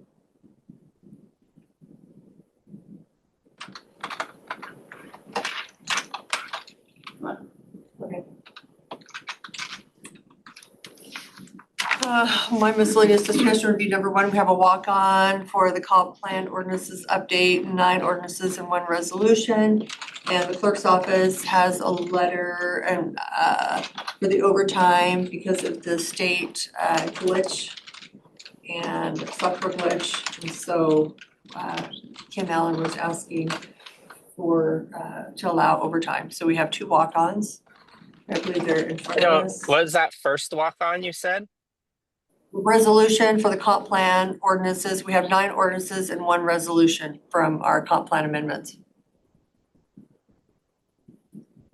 Those don't go in, they have to go through today.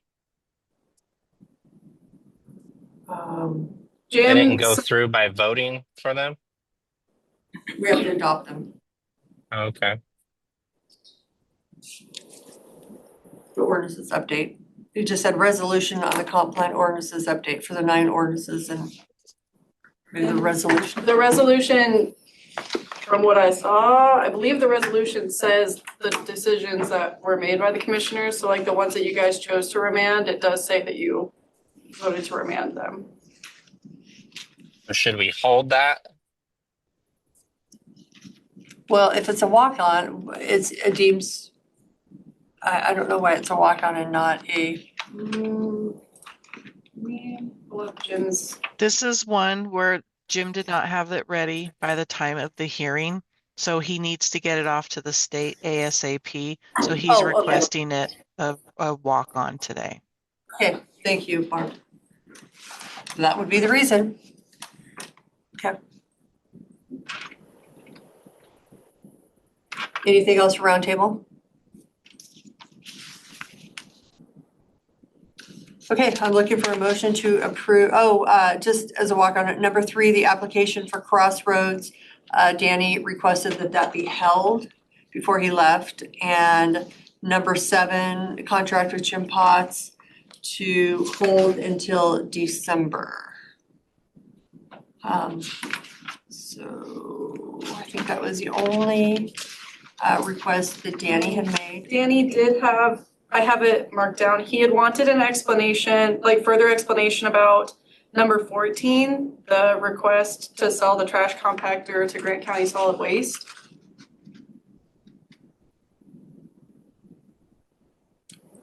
We don't have any. Which was cleared up in the afternoon, just that they were going to purchase it out of ER&R.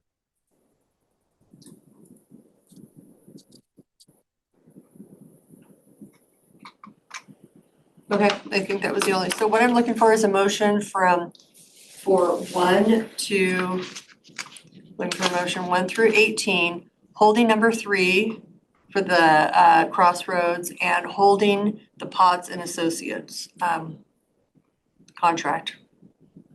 So moved. Second, there's been a motion and a second to approve the action items, the consent agenda items 1 through 18, holding number 3 and holding number 7. Any discussion? All in favor say aye. Aye. Consent agenda items have been approved. I'm looking for the walk-on to approve the resolution and the ordinances update for our comp plan amendments And for the clerk's office, approving the overtime, which would be reimbursable by the state. I move to approve the walk-on items as presented by Commissioner Carter. Second, there's been a motion and a second to approve the 2 walk-ons. Any discussion? All in favor say aye. Aye. Aye. Walk-ons have been approved, and this concludes our roundtable. Rob, we have permission to sign your name. And then our next meeting will be at 3 o'clock with Mrs. McKnight, and I believe Danny was gonna try to join as well for the current expense levy discussion. So. Caitlin, will you shoot Danny just a reminder message on Teams for that meeting? Yes, I will do that. Also, I'm so sorry. Item 3, you're holding for 1 week. Item 7, how many weeks were you holding? We're holding until December. When in December? It just said Danny wanted to hold it until December. Just do 2 weeks.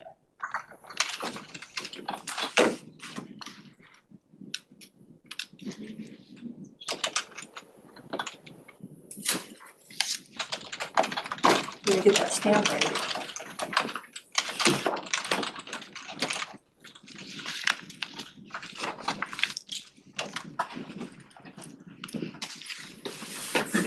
So do we have an approval stamp? How do you want me to do this one? I have the stamp.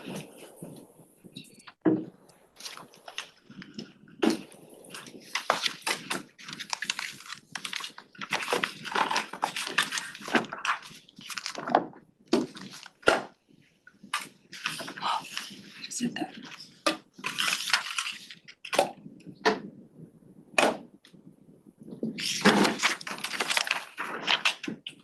So you want me to sign all of these? Do I need to sign them? Oh, yes, there's one. Okay. There's, Well, okay. Do you want me to sign them when you want to stamp them, and then we can do it together? Do you want to go get Rob's stamp? well, I'll just stamp them afterwards. I'll unpaperclip everything anyways.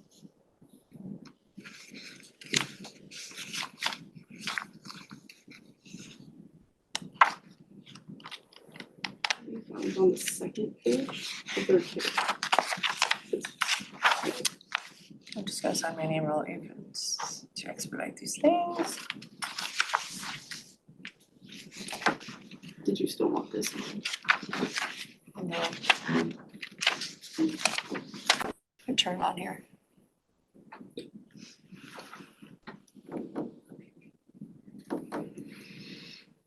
Good afternoon, it is 3 o'clock. We are here with Mrs. McKnight, our Grant County assessor.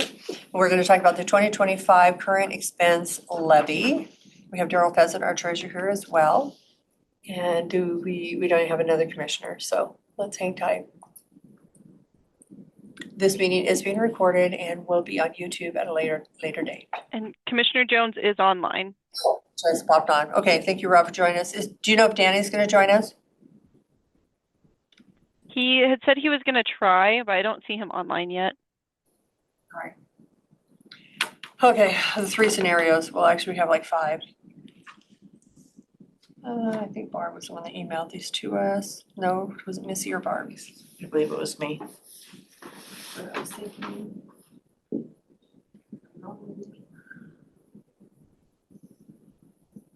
And you do have 3 call-in users.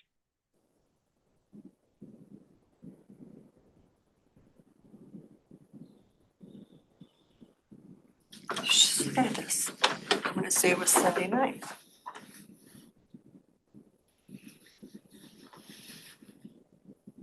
Commissioner Stone is online now.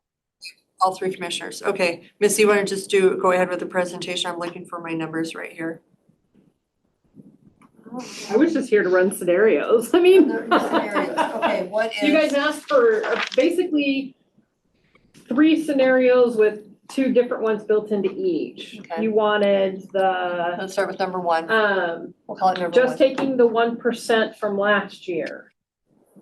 Not taking the bank capacity. So I ran that. The highlighted sheets I emailed you is if you just that's the whole for current expense, not broken out, veterans and mental health. So if you did that, the amount would be $22,033,322.25. That's not taking the bank capacity you have, and that's not breaking out mental health and veterans relief. If you broke out mental health and veterans relief, it would be around $21,318,884. Now, I'm going to caveat this. We're using last year's values, so this is like the worst case scenario because we aren't done with the 2025 values. We're working on market adjustments right now. And so that's why this is. Melissa, is there a way to take the new construction from last year rather than the full banked amount? Just fixing that what went incorrect last year for the last year portion and then making the new decision for this year's portion? So you don't take the new construction. The new construction is a calculation. We add that into the highest lawful levy. So, I mean, you can do whatever you want. You just have to figure out your numbers. So how we use new is new construction is added into the calculations to figure out what your newest highest lawful levy for this year would be. I guess one of the questions is actually, the actual question is, does bank capacity include the 1% that was not taken last year? Yes. So it does include it. If you're taking the bank capacity, that's on a different scenario worksheet. Okay, so that's 2024, 1% is the bank capacity is what that means. Right, so then this spreadsheet does not, these options, it was not clear because we didn't know the answer to that question. Is that if they wanted to know a number that was not taking the 1% bank capacity of last year, but wanting the new construction bank capacity, ignoring the 1% that was banked last year to come up with a number, because there's talk about keeping the 1% and just not getting it part of the bank capacity. So once you don't take it, that year, that's always gone. You're not gonna go and recover what you didn't take. But what you are doing is you're still growing your highest lawful levy. Does that make sense? Okay, so you could still, as if it were to increase, you can't get the 1%, but the 1% would increase, so you kind of. Your highest lawful levy that you can take continues to increase if you don't take that banked capacity, because you didn't take the full amount, so you banked it. That year, whatever that difference was, doesn't mean you can ever go back and recover that. Once it's gone, it's gone. But your highest lawful levy is still growing, so you're still banking capacity. Okay. Which then includes that it includes that 1% that you did not take. So if you're wanting to do an option of bank capacity less the 1% that you chose not to take, then you'd have to subtract that number from these totals. Yes. To keep not doing the 1%, but that 1% will continue to be banked. The new construction amount will be banked, and the 1%, yes. Yeah, it'll still always be banked. It's a bunch of, yes. It'll always be banked, but then you'd have to physically reduce the number from your levy certification to not take it each year. Okay, so taking the banked one would be, it's just the value that. But it includes the 1% for last year. The potential 1% growth, but not the 1% that we took last year. Well, you didn't take the 1%, but that 1% still is banked. Correct. I can't remember what you guys did last year. We didn't do 1%. I don't know my own name right now. So the results was they didn't take the 1% and we did not get the actual revenues from the new construction. So it was almost like we just had the same amount of taxes as the year before. And then you guys wanted from that veterans and mental health broken out and not broken out. And so that's what I did at the bottom And I think Mandy and I guessed on a number, each. because you had it really low, so I'm gonna say we put 20 or 22 million in. So So, we would be fine just taking 1% and not the banked capacity plus the 1%. whatever the bank capacity number of 200 and something thousand from last year, you would deduct it from this one that's bank capacity, total bank capacity plus 1%, if you do the 1% this year. So we don't have, actually, on the not taking the 1%, Put mine on the same page as yours, Okay. not taking the 1%. not taking the 1% still Taking has the the bank 1%. capacity and still has new construction, which is almost over $1 million less. 21 million. 21.5. Not broken out. Now, If you break it out, it's so then the 20.8. question is, when I do refund levies that are specific to a district, mental health gets this much for a refund levy. How, if they're combined together, how do they get their allowed amounts and not get more or less? If you're combining them all together. Now, I talked to Yakima County and they actually have the county do 3 breakouts of certifications, one for each one, for the mental health, for the veterans, and one for current expense. So then they can request the refund levy specifically to each element. You would have to do it that way. Because if you added it all together. Back in, well, yeah, that we'd still have to add them all together on my end during calculation time. But it won't disperse out to those numbers because you're having current expense absorb the reduction. No, I would have to back into it is all to get those refunds to each. Okay, so I'm But looking at. if they're getting a refund, it should be included in that current expense refund.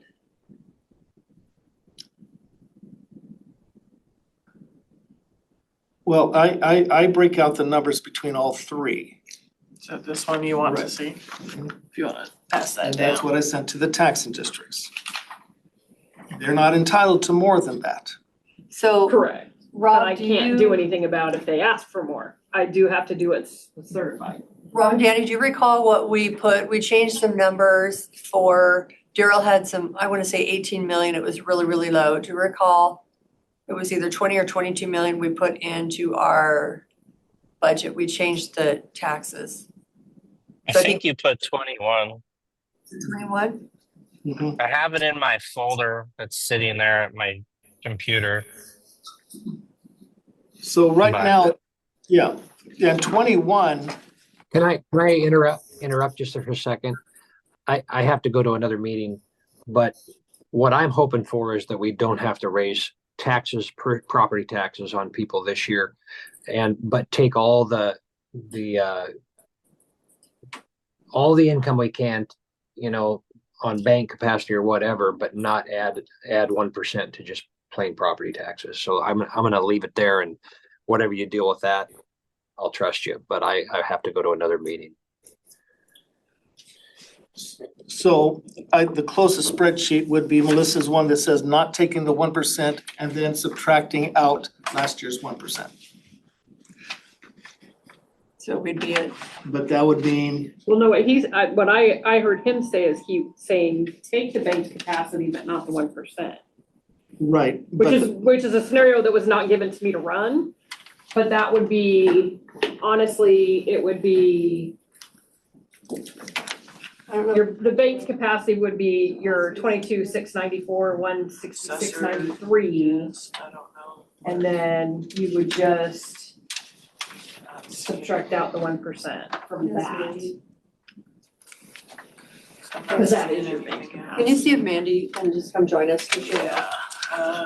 Caitlin, can you tell me what Mandy's extension is by chance? Sorry. Well, or you could go 22, 4, 27, 8, Just a minute, because I think we already budgeted them out, so we can grab our budget amount. Because so if I go to file, let me just go file. You can Sorry, choose, I'm looking. you can choose any other amount that's not on these worksheets, that's fine. And that's what I've been trying to say is, okay, you can have this maximum amount, but then you choose a number under it. Yeah. It can be purely random. It Yep. doesn't have to be associated with anything. No. Mandy's extension is 2740. I think last year what it was is they wanted to see the rates, what the rates would be approximately.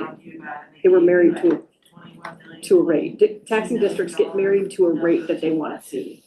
And that's not necessarily when we're budget based and you're basing it on values.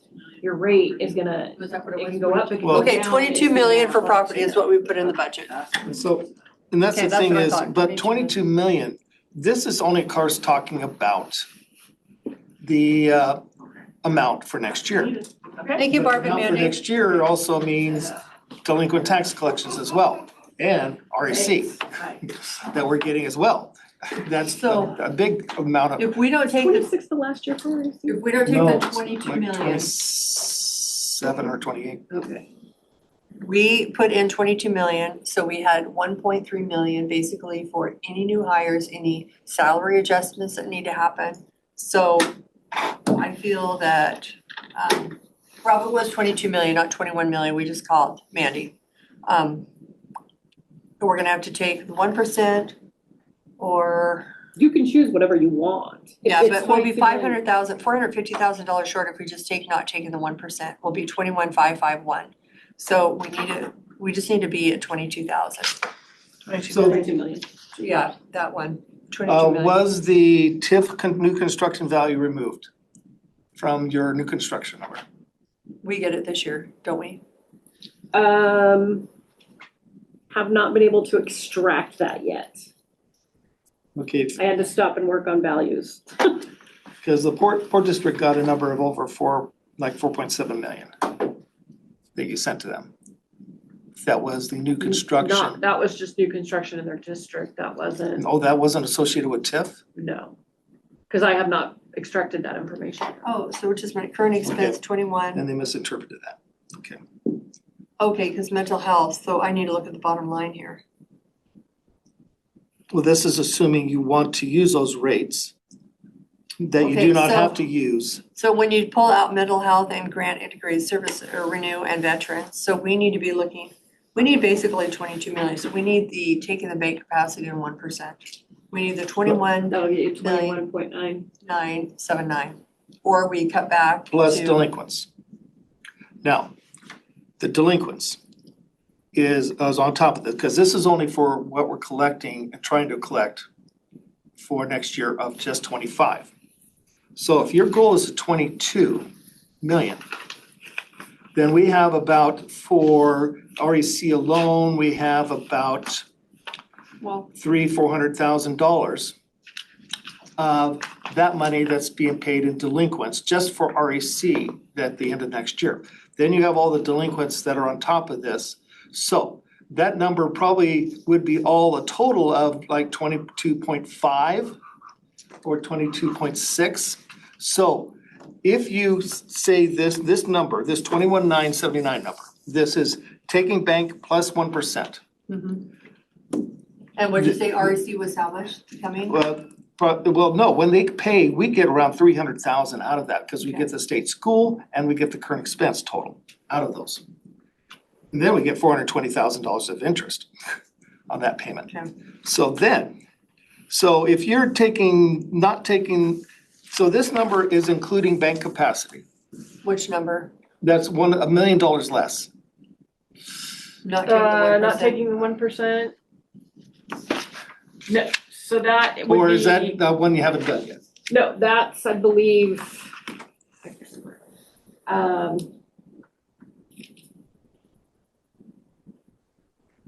I mean, we definitely can just take the 1%, but we will need to shave off that 1.3 million that we have to the good. We're down to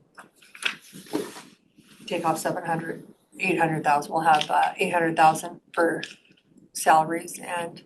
Well, and we have the contract still to be settled, which would eat that up. Not taking the 1% is taking the exact same amount as last year. So not taking bank capacity and not taking 1%. So that's what this. Stay in the staying static. Okay, so we don't have a worksheet that's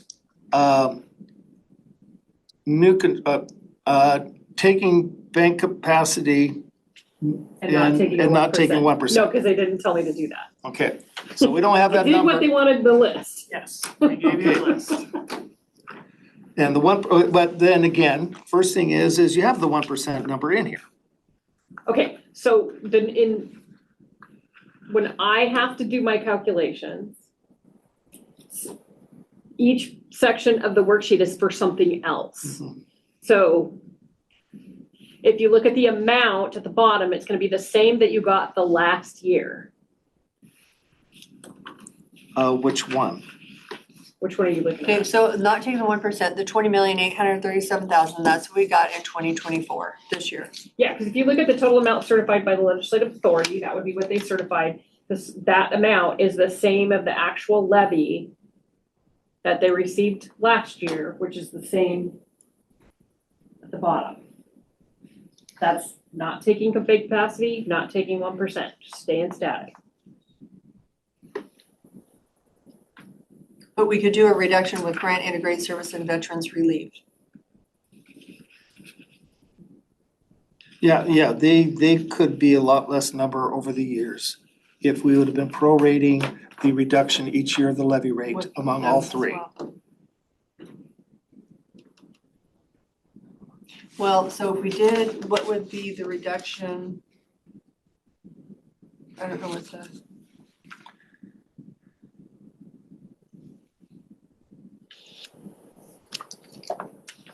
So definitely not taking the 1% is I'm just gonna put an X mark, because that's just not gonna work with our budget right now. What are we doing? We'll be short the revenue. I mean, we'll be doing layoffs. Or no. Well, we have all this reserve money that we're still way over. We are. But we haven't even, until I determine how much for tax collections, we and everything. Daryl, I'm not gonna borrow, I don't wanna borrow money ever again because we're short. But we're never even close to borrowing money. But we've been in that situation. I think the economy is going to, we have a lot of debt load. This isn't the year to max out. But all those debt loads are not fixed on current expense. No, None of but them are paying current expense, so current expense is not affected by debt load. But Daryl, I don't read about your name in the paper. Commissioners over budgeted and have to lay off 20 people because they have a jail bond it doesn't say the treasurer. So then I need to know what your target carryover balance for the next year is. We figured 20 million. We're gonna do 20 million carryover. We put 22 million in for revenue to come from, it was a guess because you had 20 million. And we're like, it's gotta be more than last year. So we did 22 million. I confirmed that with Mandy. So we have $1.3 million. We've taken a little bit of capital that we have, that we've kind of approved earlier, a little bit of capital out. And we have $1.3 million to approve a salary increase. Some of it we are in the middle of negotiations, so we have a large salary increase that we will be hit with, and a couple new employees. Okay, so we are ending the year about 27 million. So we have 7 million of reserves that you're saying you could use to reach your goal of 20 million at the end of next year. Yeah, we're taking $7 million out of reserve to balance our budget. It was 6 or 7. Okay. Yeah, we're ending the year with 20 million in our reserve.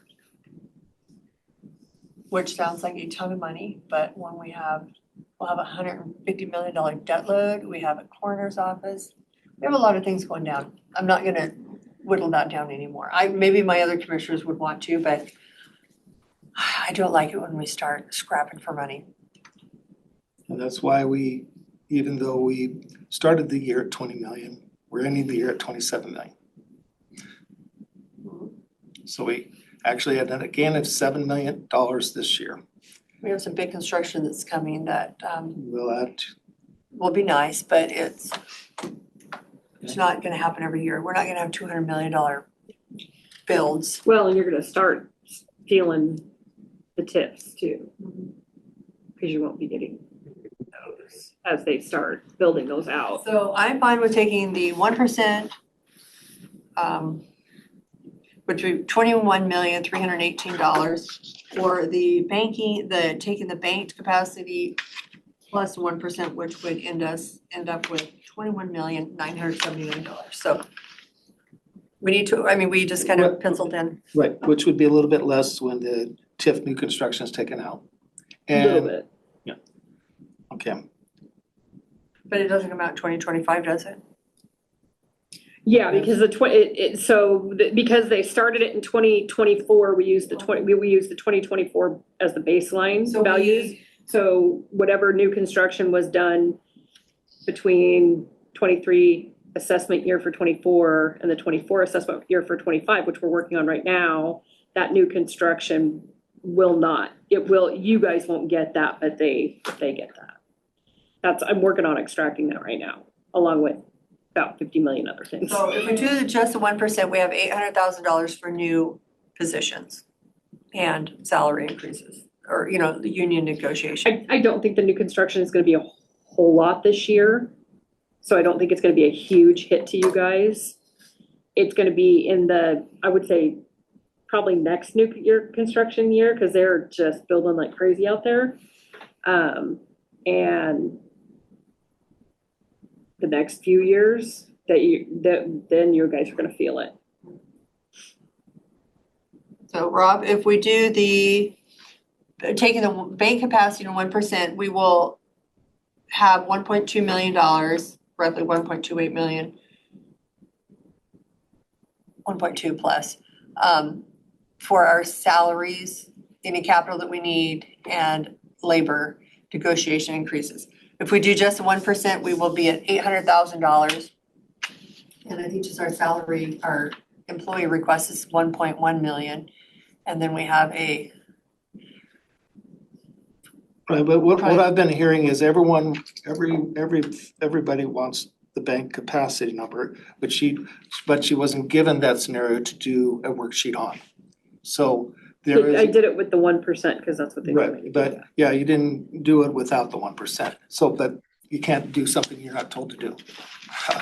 And so now, and also, if you're treating 22 million as the goal, as the revenue budget for taxes next year, if that's the one we're focusing on, then this new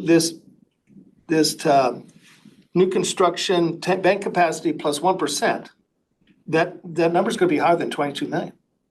That's what I'm gonna tell you. okay, so Because I just need to be about 22 million, so we can just use taking the 1%, if that is 21.3 million. So it has to be closer to, if we could get another 200,000 out of it or 300,000, that would work for our budget scenario. So you're not married to these worksheets and the amounts that are on there. So if you say, maybe we want 21.7 or 21.8, you can put that down. That'll be a maximum, and then it'll be 21.8 for the levy plus my collection of delinquent taxes next year. Which would be, what do you think your collection of delinquent Well, taxes would be? that's where I've been doing this number for you. Okay, a number of having to go back and reaffirm the delinquents of how much REC is paying, because they're the biggie.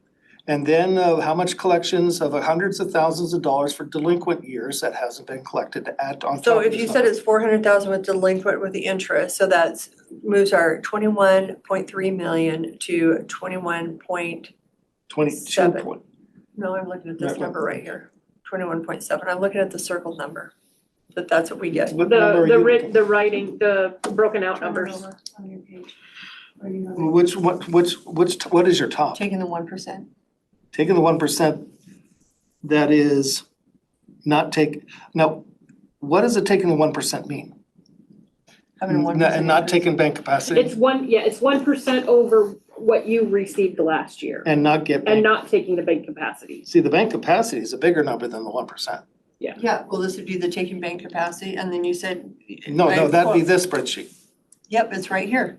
And we need 22 million, so this is what I'm getting at, and you said if you take the bank capacity plus 1%, right here, Daryl. Okay. Then you said you're getting 400,000 in interest, you don't need, then you'll have like 22.4, 22.5 million. We don't need that much. Right, I haven't been asked the question yet, how much for Daryl. delinquents?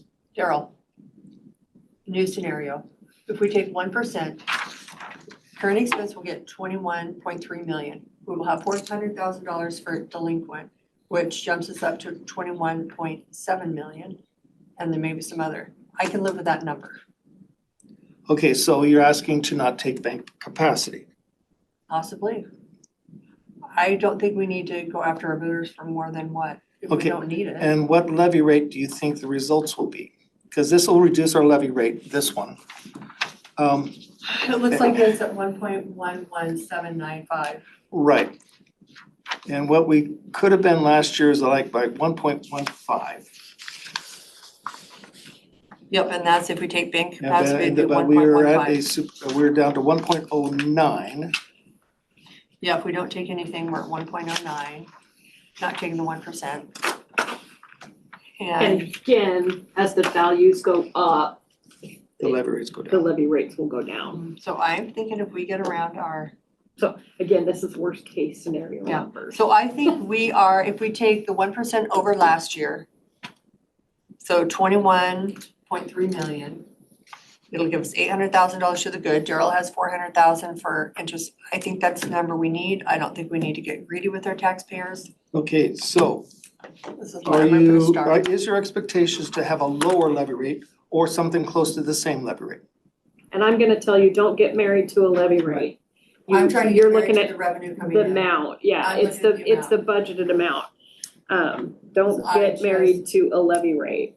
I'm just looking at the amount that we need to balance our budget without taking more Good. from our taxpayers, because I personally do not love paying property taxes, and I'm pretty sure most of my neighbors, my friends in District 3 don't like paying property taxes, so if I don't need to take it, I don't think we need to go after our citizens. So I'm with the 1%, just 1% over last year. Rob, do you have any comments? I just am very mixed on it because I mean I don't like paying property tax. I don't like paying any tax, but at the same time, 46 million of a $69 million budget is law and justice, and people, I mean, me campaigning and being like paying attention to all the others, it's always about, wanting that new facility, wanting better prosecution, wanting more officers, wanting this, wanting that. Well, more than half of current expense is what that is. So it's hard to be demanded of a service, but then you don't receive enough to support basically what you get beat up about the rest of the year. So I just kind of struggle with it. As long as it balances, I'm okay with it, but I think it's just a bigger conversation that needs to happen about some of that other stuff. So Danny would like to set the levy without taking the 1% on property taxes and not minimize the funding for new construction. Yeah, he was saying that he would take the banked and not do the 1%. Okay, so that was not a scenario that we asked you to do. That was not.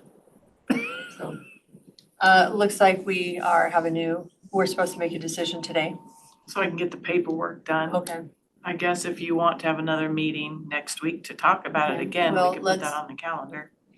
A lot of people have canceled, but not everyone. Okay, so it probably won't take long if I could have you run another scenario, but it sounds like Danny is looking for banked. Take the banked capacity, but not the 1%? Not 1%. Okay. Barb, I'm gonna have you email me that. I will get that to you. What's today? We won't be meeting, we don't need it until 19th. Monday because we won't be meeting until next week. I'm working weekends. I don't even know what day it is. So Tuesday. I will get that to you tomorrow then. I'm really sorry. Email because that to me they borrowed some numbers that we needed to look at, and so, okay, are you okay with that, Rob, and can meet? I think I copied all the commissioners on the email request.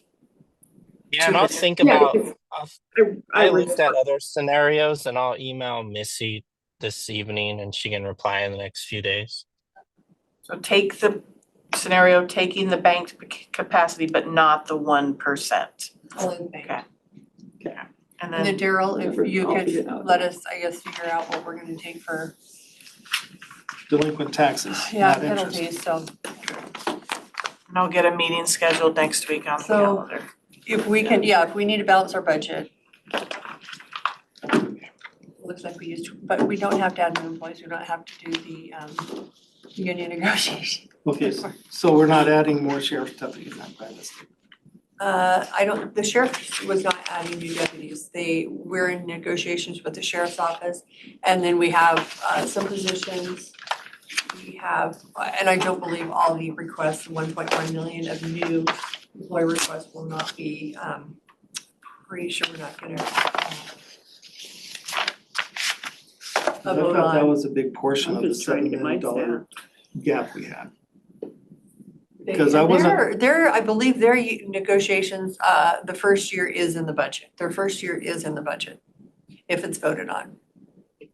But I will confirm, because sometimes we've been told that, like, our employee increase, I think it's 3% employee increase, is in the budget, and then we find out, oh, we forgot to put it in. Okay, yeah, because last I heard, we were $7 million off, but that included approving all the requests and not taking out employee additions. So if that's. No, we took out, So we now took I out the need to employee. ask Amanda, what's the new number when you don't have any new employees? Because I've never heard that. If we don't have any new employees, it would be, we would only need 21 million. But I'm just wondering, how much are we short? We could probably get away with taking only the 1% over last year. I'm But talking pretty much budget. How much are we short right now in that we are trying to recover?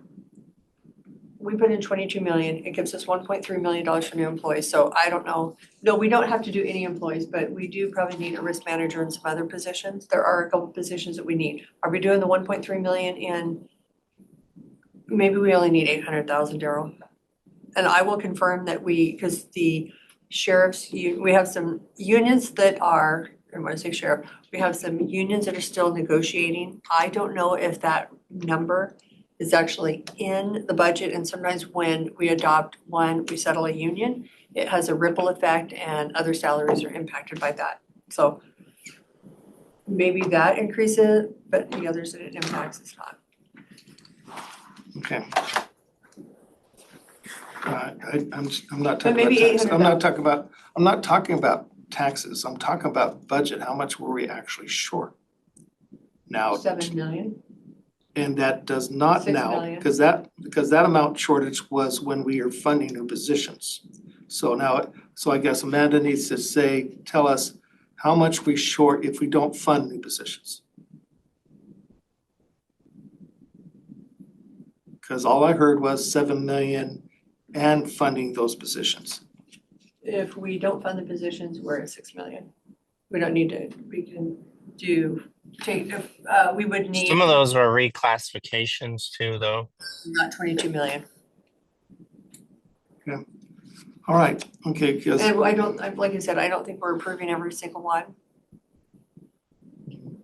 But yeah, we could probably live with the 1% increase, because that gives us $800,000 to pay reclassification, new employees.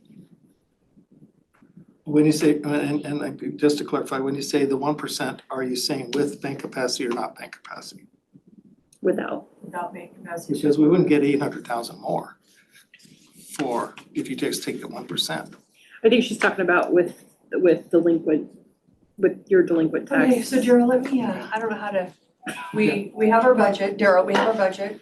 Yeah. We put $22 million in as a guess, we increased your number. We put 22 million for property taxes. And that's what the number that we budgeted for, and we took $7 million out of current expense, or not current expense, reserve to balance budget. So and that gave us a balance of, I think, 1.3 million we haven't talked to anybody about new employees or settling negotiations. So Okay.